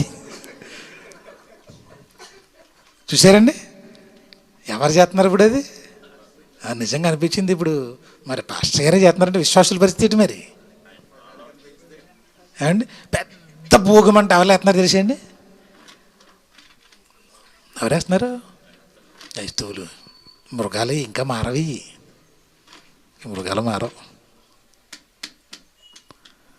ప్రియమైన దేవుని పిల్లలారా, కనుక ప్రభువుకి ఏది ప్రీతి అది చెప్తున్నటువంటి యాలయనగా నిష్ఫలమైన అంధకార క్రియలలో పాలివారై ఉండక వాటిని ఖండించండి. ఏం చేయాలి? మన సోదరులు నాకు ఫోన్ చేశారు, సార్ మంచి పండగలు ఎంజాయ్ చేయబోతున్నాం అన్నారు. ఎలాగా? ఫుల్ వాక్యాలండి మాకు. చేశారండి? ఎంజాయ్ చేశారు లేదా? నేను ఎంజాయ్ చేశానండి. మేము ఎంజాయ్ చేసాం. మేము ఎక్కడ ఎంజాయ్ చేసామండి? మాకు భోగైనా సంక్రాంతి అయినా ఏమంటే ముక్కనుమైనా ఇంక ఏ కొనమైనా ఆ కొనమైనా ఈ కొనమైనా ఏదైనా మాకు ఏంటిది? వాక్యం వాక్యం వాక్యం వాక్యం వాక్యం వాక్యం వాక్యమే. కానీ చాలామంది ఏమంటారండి? ఏమంటారు? పండగ వాతావరణాలు ఏంటి? పండగ ఏంటి? అసలు ఆనందం ఏంటి? సంతోషాలు ఏంటి? ఒకవైపునేమో మరణం అనేది తరుముకు వస్తుందా? దేవునిలోకి వచ్చి కూడా మన బతుకులు మార్చుకోవా? ఎవరిని మోసం చేద్దామనండి. దేవునిలోకి వచ్చి కూడా నటిస్తున్నావంటే మారటం లేదు. ఎవరిని మోసం చేద్దామని నాకు అర్థమవుతావు. నిన్ను నువ్వు మోసం చేసుకుంటున్నావు, నిన్ను నువ్వు నాశనం చేసుకుంటున్నావు. నీకు పోయే కాలం నీకు వచ్చింది. అది ఎవరికో రాలేదు, నీకే వచ్చింది. ఇంకా చూడండి ప్రియులారా, ఎలయనగా అట్టి క్రియలు చేయువారు రహస్యమందు జరిగించు పనులను గూర్చి మాటలాడుటయైనను అవమానకరమై ఉన్నది. సమస్తమును ఖండింపబడి వెలుగు చేత ప్రత్యక్షపరచబడును. ప్రత్యక్షపరచున్నది ఏదో అది వెలుగే కదా. అందుచేత నిద్రించుచున్న నీవు మేల్కొని మృతులలో నుండి లెమ్ము. రా, పాప సంబంధమైన పనులేకొద్దు, నువ్వు లే. దేవునిలో లే, నువ్వు లోక సంబంధంగా చావొద్దు. ఇక చచ్చిపోయింది చాలు. దేవుని పిల్లలారా, ఇంకొక మాట చూడండి. ఎఫెసీ పత్రిక 2వ అధ్యాయము మొదటి 3 వచనాల్లో ఏమంటున్నాడు మళ్ళీ చూడండి. ఆ మాట చూడండి. ఎఫెసీ పత్రిక 2వ అధ్యాయం. ఎఫెసీ పత్రిక 2వ అధ్యాయం మొదటి 3 వచనాలు. మీ అపరాధముల చేత పాపముల చేత మీరు చచ్చిన వారై ఉండగా ఆయన మిమ్మల్ని క్రీస్తుతో కూడా బ్రతికించెను. మీరు వాటిని చేయించు వాయుమండల సంబంధమైన అధిపతిని, అంటే ఎవరు? అపవాది, అనగా అవిధేయులైన వారిని ఇప్పుడు ప్రేరేపించు శక్తికి. సాతాను ఏం చేస్తుందటండి? ప్రేరేపిస్తుందట. ప్రేరేపణ ఎవరిస్తారు? అరే ఇంక అత్తమాల ప్రార్థన ఇలా చెప్పాగానే తప్పే ఉంది. అలా ఎంజాయ్ చేయి. ఏమైంది? ఓ భోగమంటే అందులో కూర్చోవెళ్ళి. మొన్న ఎవడో భోగమంట పక్కన కూర్చున్నాడండి, అందులో కూర్చోవలసిందా? నాకు వారి మీద వస్తాను. బొత్తిగా దాని పక్కన ఉన్నాడు. కుక్కకి చలి ఎక్కువైపోయి కూర్చుంటుంది అది. భోగమంటల్లో కూడానండి దాన్ని చూసినా కూడా మనం నేర్చుకోవాల్సింది ఉంది. ఏంటి తెలిసండి? భోగిమంటల్లో ఏ వేసేవారంటేనండి, పాత ఇరిగిపోయిన వస్తువులు గట్ట చెక్కలో ఎన్ని ఉంటాయి చూసారా, కుర్చీలు అవి ఉంటే కాల్ చేసేవారు. పాత ఏమి ఉండకూడదండి. కానీ దేవుడు కూడా వేస్తాడు ఒక భోగిమంట. అందులో ఏం చేస్తాడు? పనికి మాలినోళ్ళని, పనికి రానోళ్ళని అందరినీ కూడా భోగిమంట వేస్తాడు అందులో. అంతే కదా మరి. దేవుడు కూడా పెద్దది అతడు ఆరదమంటది. ఇదైతే 1-2 రోజులు ఆరిపోద్ది. అది ఆరదు అసలు. కాబట్టి ప్రియులారా, మీ అపరాధముల చేత పాపముల చేత మీరు చచ్చిన వారై ఉండగా ఆయన మిమ్మును క్రీస్తుతో కూడా బ్రతికించెను. మీరు వాటిని చేయించు వాయు మండల సంబంధమైన అధిపతిని, అనగా అవిధేయులైన వారిని ఇప్పుడు ప్రేరేపించు శక్తికి అధిపతిని అనుసరించి ఈ ప్రపంచ ధర్మము చొప్పున మునుపు నడుచుకుంటేరే. మునుపు దయ్యం ప్రేరేపించింది కాబట్టి మునుపు నడుచుకున్నావు. మరి ఇప్పుడు నిన్నెవరు ప్రేమిస్తున్నారు? నిన్నెవరు ప్రేరేపిస్తున్నారు? ఇప్పుడు నువ్వు మళ్ళీ నడుచుకుంటున్నావంటే నిన్నెవరు ప్రేరేపిస్తారు? ఇంకా నేను వదలలేదు. అది నీతో కూడా ప్రార్థనకు వచ్చేసిందా అని ఏమంటున్నాడు? వారితో కలిసి మనమందరమును శరీరము యొక్కయు మనసు యొక్కయు కోరికలను నెరవేర్చుకొనుచు మన శరీరాశలను అనుసరించి మునుపు ప్రవర్తించుచు కడమ వారి వలనే స్వభావ సిద్ధముగా దైవోగ్రతకు పాత్రులమై ఉంటిమి అన్న చూడండి. అలాగే కొనసాగితే నీ పరిస్థితి ఏంటి? నీ ముగింపేంటి? దేవుని ఉగ్రత నీకు తప్పదు. దేవుని పని పండగ, దేవుని మాటలు పండగ, దేవుని కార్యములు పండగ, దేవుని మాటల్లో ఆనందం. చాలా ఎంజాయ్ చేసామండి దేవుని పనులు ఈ ఇంచుమించు 1 వారం రోజులు కూడా. ప్రియులారా, మంచి భోజనం తింటే రాదండి ఆనందం. ఏమండి? మంచి భోజనాలు తింటే ఆ ఆనందం రాదు ప్రియమైన దేవుని పిల్లలారా. కొత్త బట్టలు వేసుకుని తిరిగితే ఆనందం రాదు ప్రియమైన దేవుని పిల్లలారా. మన చుట్టాలని అందరినీ కలుసుకుంటే రాదు ఆ ఆనందం ప్రియ దేవుని పిల్లలారా. మనం కూడా లోకంలో ఉన్న ఆనందాలనే వెతుక్కుంటున్నాం అన్నమాట. ఏమండి? తీతు పత్రికలో చెబుతున్న మంచి మాట. తీతు పత్రిక పౌలు గారు తీతు పత్రికలో కూడా చెబుతున్నాడు మరో మాట. తీతు పత్రిక 3వ అధ్యాయము 3 నుంచి 5 వచనాలు. తీతు పత్రిక 3వ అధ్యాయం 3 నుంచి 5 వచనం. తీతు పత్రిక 3వ అధ్యాయము 3వ వచనం నుండి, ఎందుకనగా మనము కూడా మునుపు అవివేకులము, అవిధేయులము, మోసపోయిన వారము, నానా విధములైన దురాశలకు భోగములకును దాసులమై ఉండి. అదిగోండి, పూర్వం మనకి ఎందుకు అలా ఉన్నాం అనుకుంటున్నారా? మనకి తెలివి లేదు, మనకి బుద్ధి లేదు, మనకి జ్ఞానం లేదు, మనకి ఎవరో చెప్పేవాళ్ళు లేరు. తెలియకున్నావు. మనము కూడా మునుపు అవివేకులం. ఎందుకు లోకంలో ఉన్నాం? అవివేకులం కాబట్టి, అవిధేయులం కాబట్టి, మోసపోయాం కాబట్టి, నానా విధములైన దురాశలు ఉన్నాయి కాబట్టి, భోగములు దాసులయ్యుండి దుష్టత్వమునందును అసూయనందును కాలము గడుపుచు. ఎలా కాలం గడిపామంట? దుష్టత్వమునందును అసూయందును కాలము గడుపుచు అసహ్యులమై ఒకరిని ఒకడు ద్వేషించుచు ఉంటిమి. కానీ మన రక్షకుడైన దేవుని యొక్క దయయు మానవుల ఎడల ఆయనకున్న ప్రేమయు ప్రత్యక్షమైనప్పుడు మనము నీతిని అనుసరించి చేసిన క్రియల మూలంగా కాక తన కనికరము చొప్పున పునర్జన్మ సంబంధమైన స్నానము ద్వారాను పరిశుద్ధాత్మ మనకు నూతన స్వభావము కలుగు చేయుట ద్వారాను మనలను రక్షించెను. మనం ఆయన కృప వలన నీతిమంతులమని తీర్చబడి నిత్య జీవము గూర్చిన నిరీక్షణను బట్టి దానికి వారసులు మగుటకై ఆ పరిశుద్ధాత్మను మన రక్షకుడైన యేసుక్రీస్తు ద్వారా ఆయన మన మీద సమృద్ధిగా కుమ్మరించెను. చాలండి. ఒకప్పుడు జ్ఞానం లేక, భయం లేక, భక్తి లేక అలా ఉన్నాం. దేవునిలోకి వచ్చాక కూడా అలాగే ఉంటున్నాం అంటే ఏంటంటే పరిస్థితి? దేవునిలోకి వచ్చిన తర్వాత కూడా తప్పులు చేయాలనిపిస్తుందంటే, దేవునిలోకి వచ్చిన తర్వాత కూడా పాపాలు చేయాలనిపిస్తుందంటే, దేవునిలో ఏమన్నా బుర్రకి పడుతున్నాయంటారా? నాకు డౌట్. నాకు దేవుని మాటలు బుర్రకి ఎక్కుతున్నాయా, ఎక్కటం లేదా? లేక శరీరాన్ని ఇచ్చుకొచ్చి కాసేపు ఇక్కడ పడేసేసి ఆత్మ బయటికి వెళ్ళిపోతుంది అనుకుంటా. అది ఇక్కడ తీసుకొచ్చి డెడ్ బాడీని పడేసి, ఇక్కడ డెడ్ బాడీని పెట్టేసి తిరిగి వచ్చేసి మొత్తం అన్నీ చక్క పెట్టుకొని ఆమె అనగానే మళ్ళీ లోపలికి వస్తుంది మనసు. ఇంకేం మారుతాం? ఇంకా చూసారండి, పరిశుద్ధ పర్వతం మీద ఉన్నటువంటి మృగాలు ఎవరండి? ఎవరాళ్ళు? మనుషులు, మారనివారు. ఇప్పుడు ఎలా ఉన్నారో పౌలు గారు సూపర్గా సరిపోతున్నాడండి. పౌలు గారు మన జీవితాలు కరెక్ట్గా సరిపోతుంటాయి.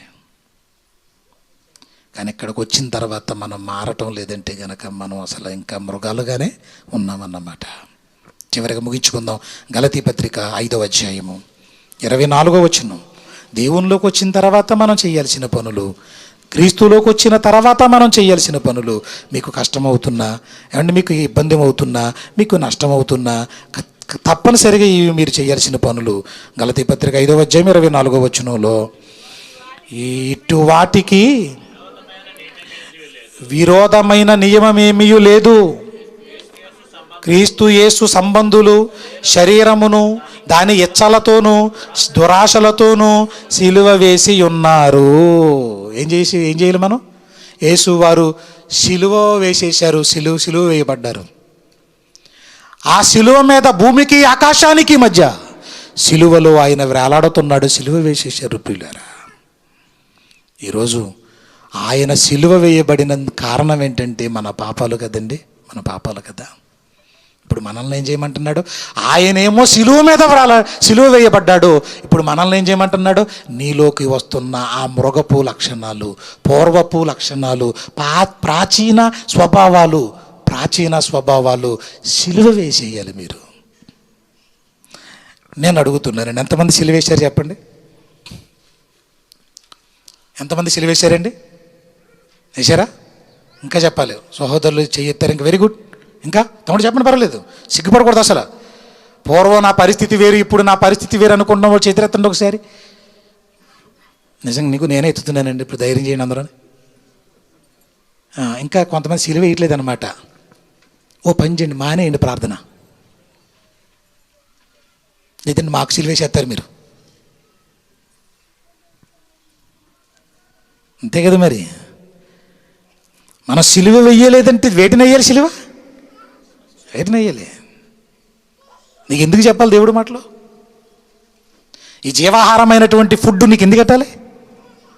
నువ్వు మారనోడువు కదా, నువ్వు భయం లేనోడువు కదా, నువ్వు భక్తి లేనోడువు కదా, నువ్వు నీ స్వభావాన్ని మానుకోవు కదా నువ్వు. ఏం బతుకులండి అవి. అద్దం ముందు నిలబడి ఉమ్మేసేసుకోండి ముఖం మీద. ఎందుకంటే ఎవడేసినా కర్ర వేసుకొని పోతాం మనం. ప్రియ దేవుని పిల్లలారా, మారాలండి, మారాలి.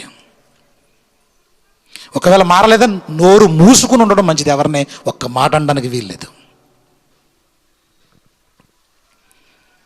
దేవుని పిల్లలారా, గలతీ పత్రిక 6వ అధ్యాయం 14వ వచనం.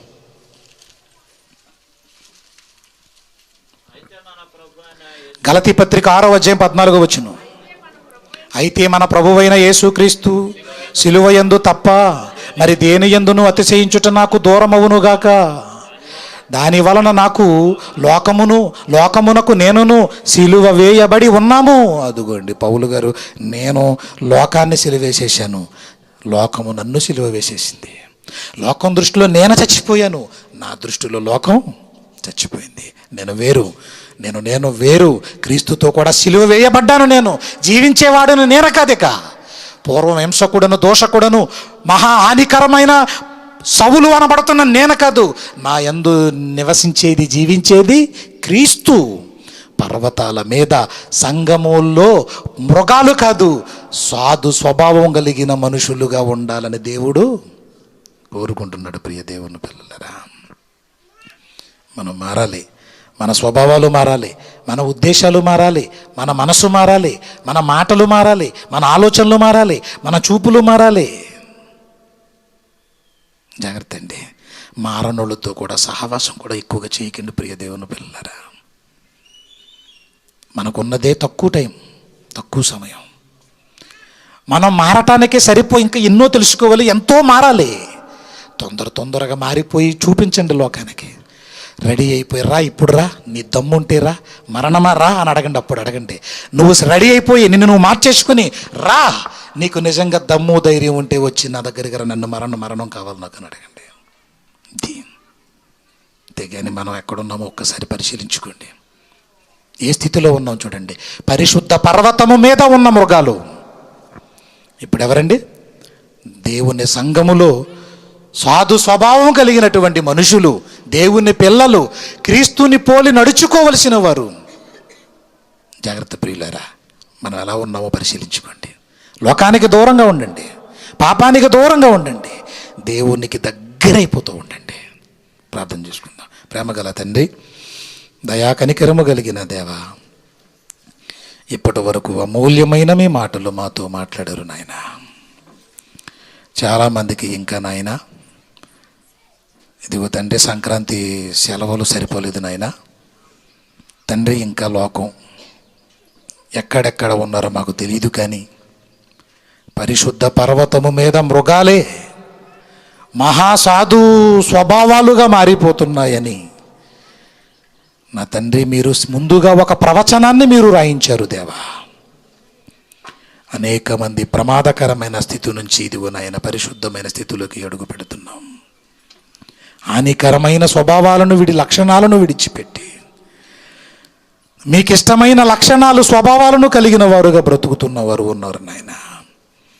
నీ పిల్లలందరూ జాగ్రత్తగా విని మా బ్రతుకులు ఎలా ఉన్నాయో ఈ వాక్యం అనే అర్థంలో చూసుకుంటూ సరిచేసుకుంటూ మాకివ్వబడిన ఈ పందెపు రంగంలో ఈ చిన్న జీవిత కాలంలో మీ పిల్లలుగా బ్రతికే భాగ్యం మాకు ఇవ్వమని యేసు నామములో ఈ ప్రార్థన అడుగుచున్నాము తండ్రి.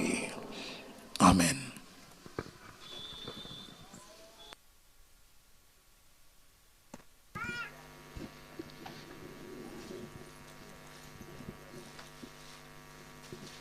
మంచిదండి.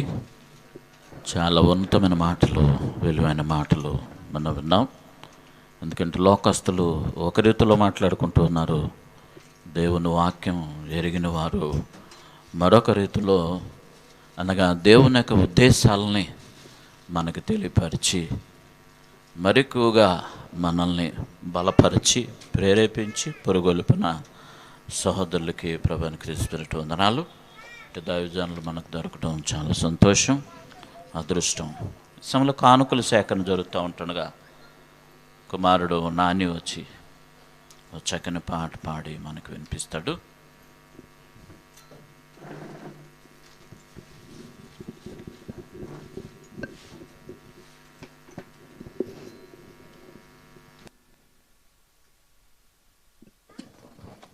హలో,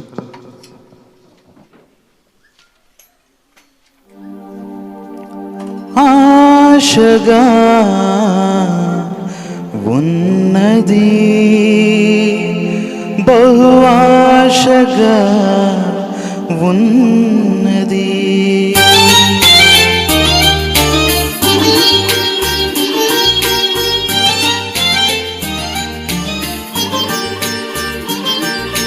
దేవా నా దేవా, దేవా నా దేవా,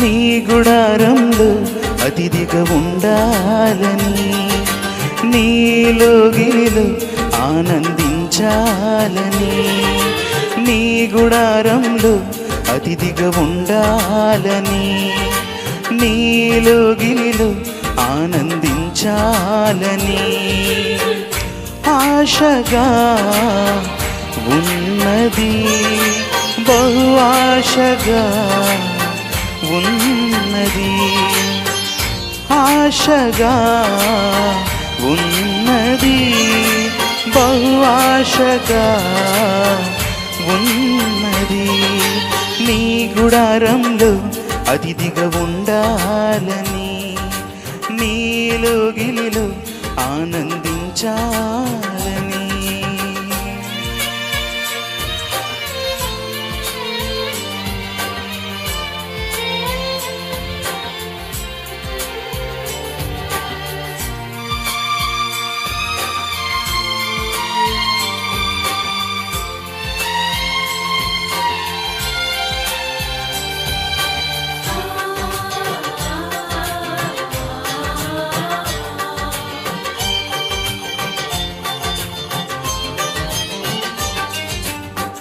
కొండెములాడు పెదవుల నుండి నన్ను విడిపించినావు,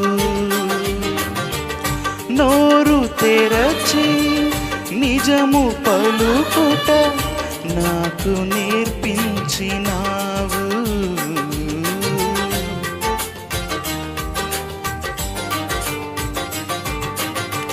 కొండెములాడు పెదవుల నుండి నన్ను విడిపించినావు, నోరు తెరచి నిజము పలుకుట నాకు నేర్పించినావు, నీలాంటి వారు ఎవరు లేరయ్యా, నిన్ను పోలిన రక్షకుడు ఎవరు రారయ్యా, నీలాంటి వారు ఎవరు లేరయ్యా, నిన్ను పోలిన రక్షకుడు ఎవరు రారయ్యా, నీ గుడారంలో అతిథిగా ఉండాలని, నీలో గిలిలో ఆనందించాలని.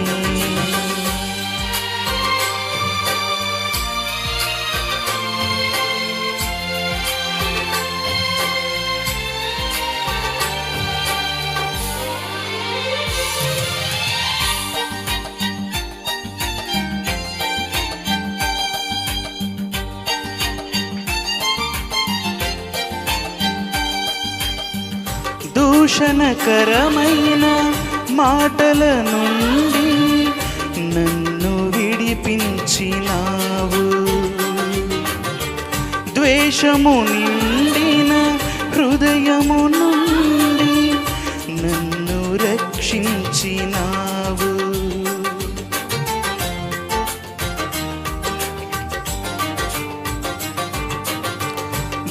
దూషణకరమైన మాటల నుండి నన్ను విడిపించినావు.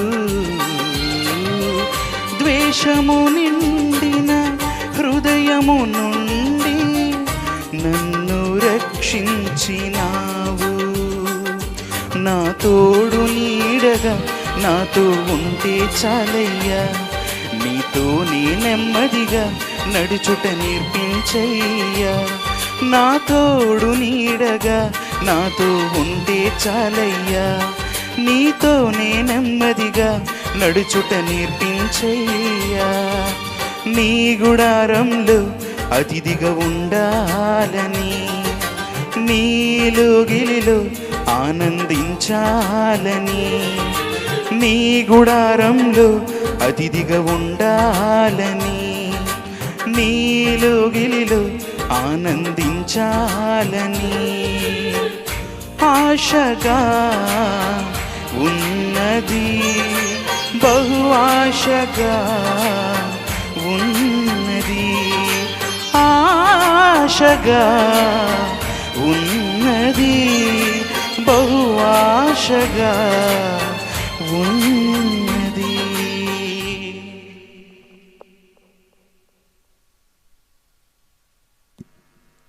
మంచిదండి. వాక్యానికి తగిన రీతిలో చక్కని పాటను కూడా కుమారుడు పాట పాడి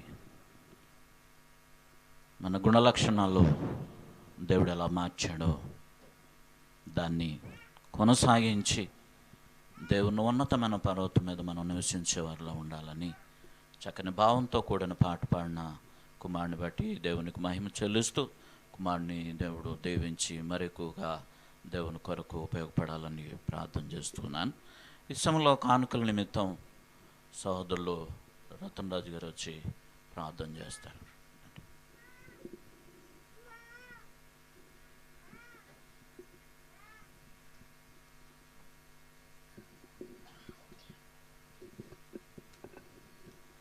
ప్రార్థన చేసుకున్నాడు.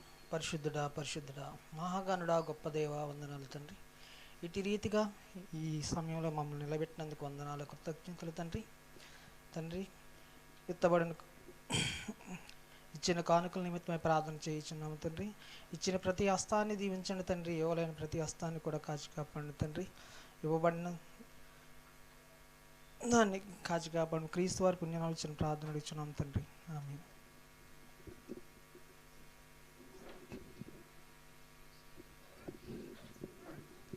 సమయంలో ప్రభువారి యొక్క బలలోనికి మనం ప్రవేశించాం. ఈ యొక్క కార్యక్రమం నిమిత్తం సోదరులు రమణ గారు వచ్చి ప్రార్థన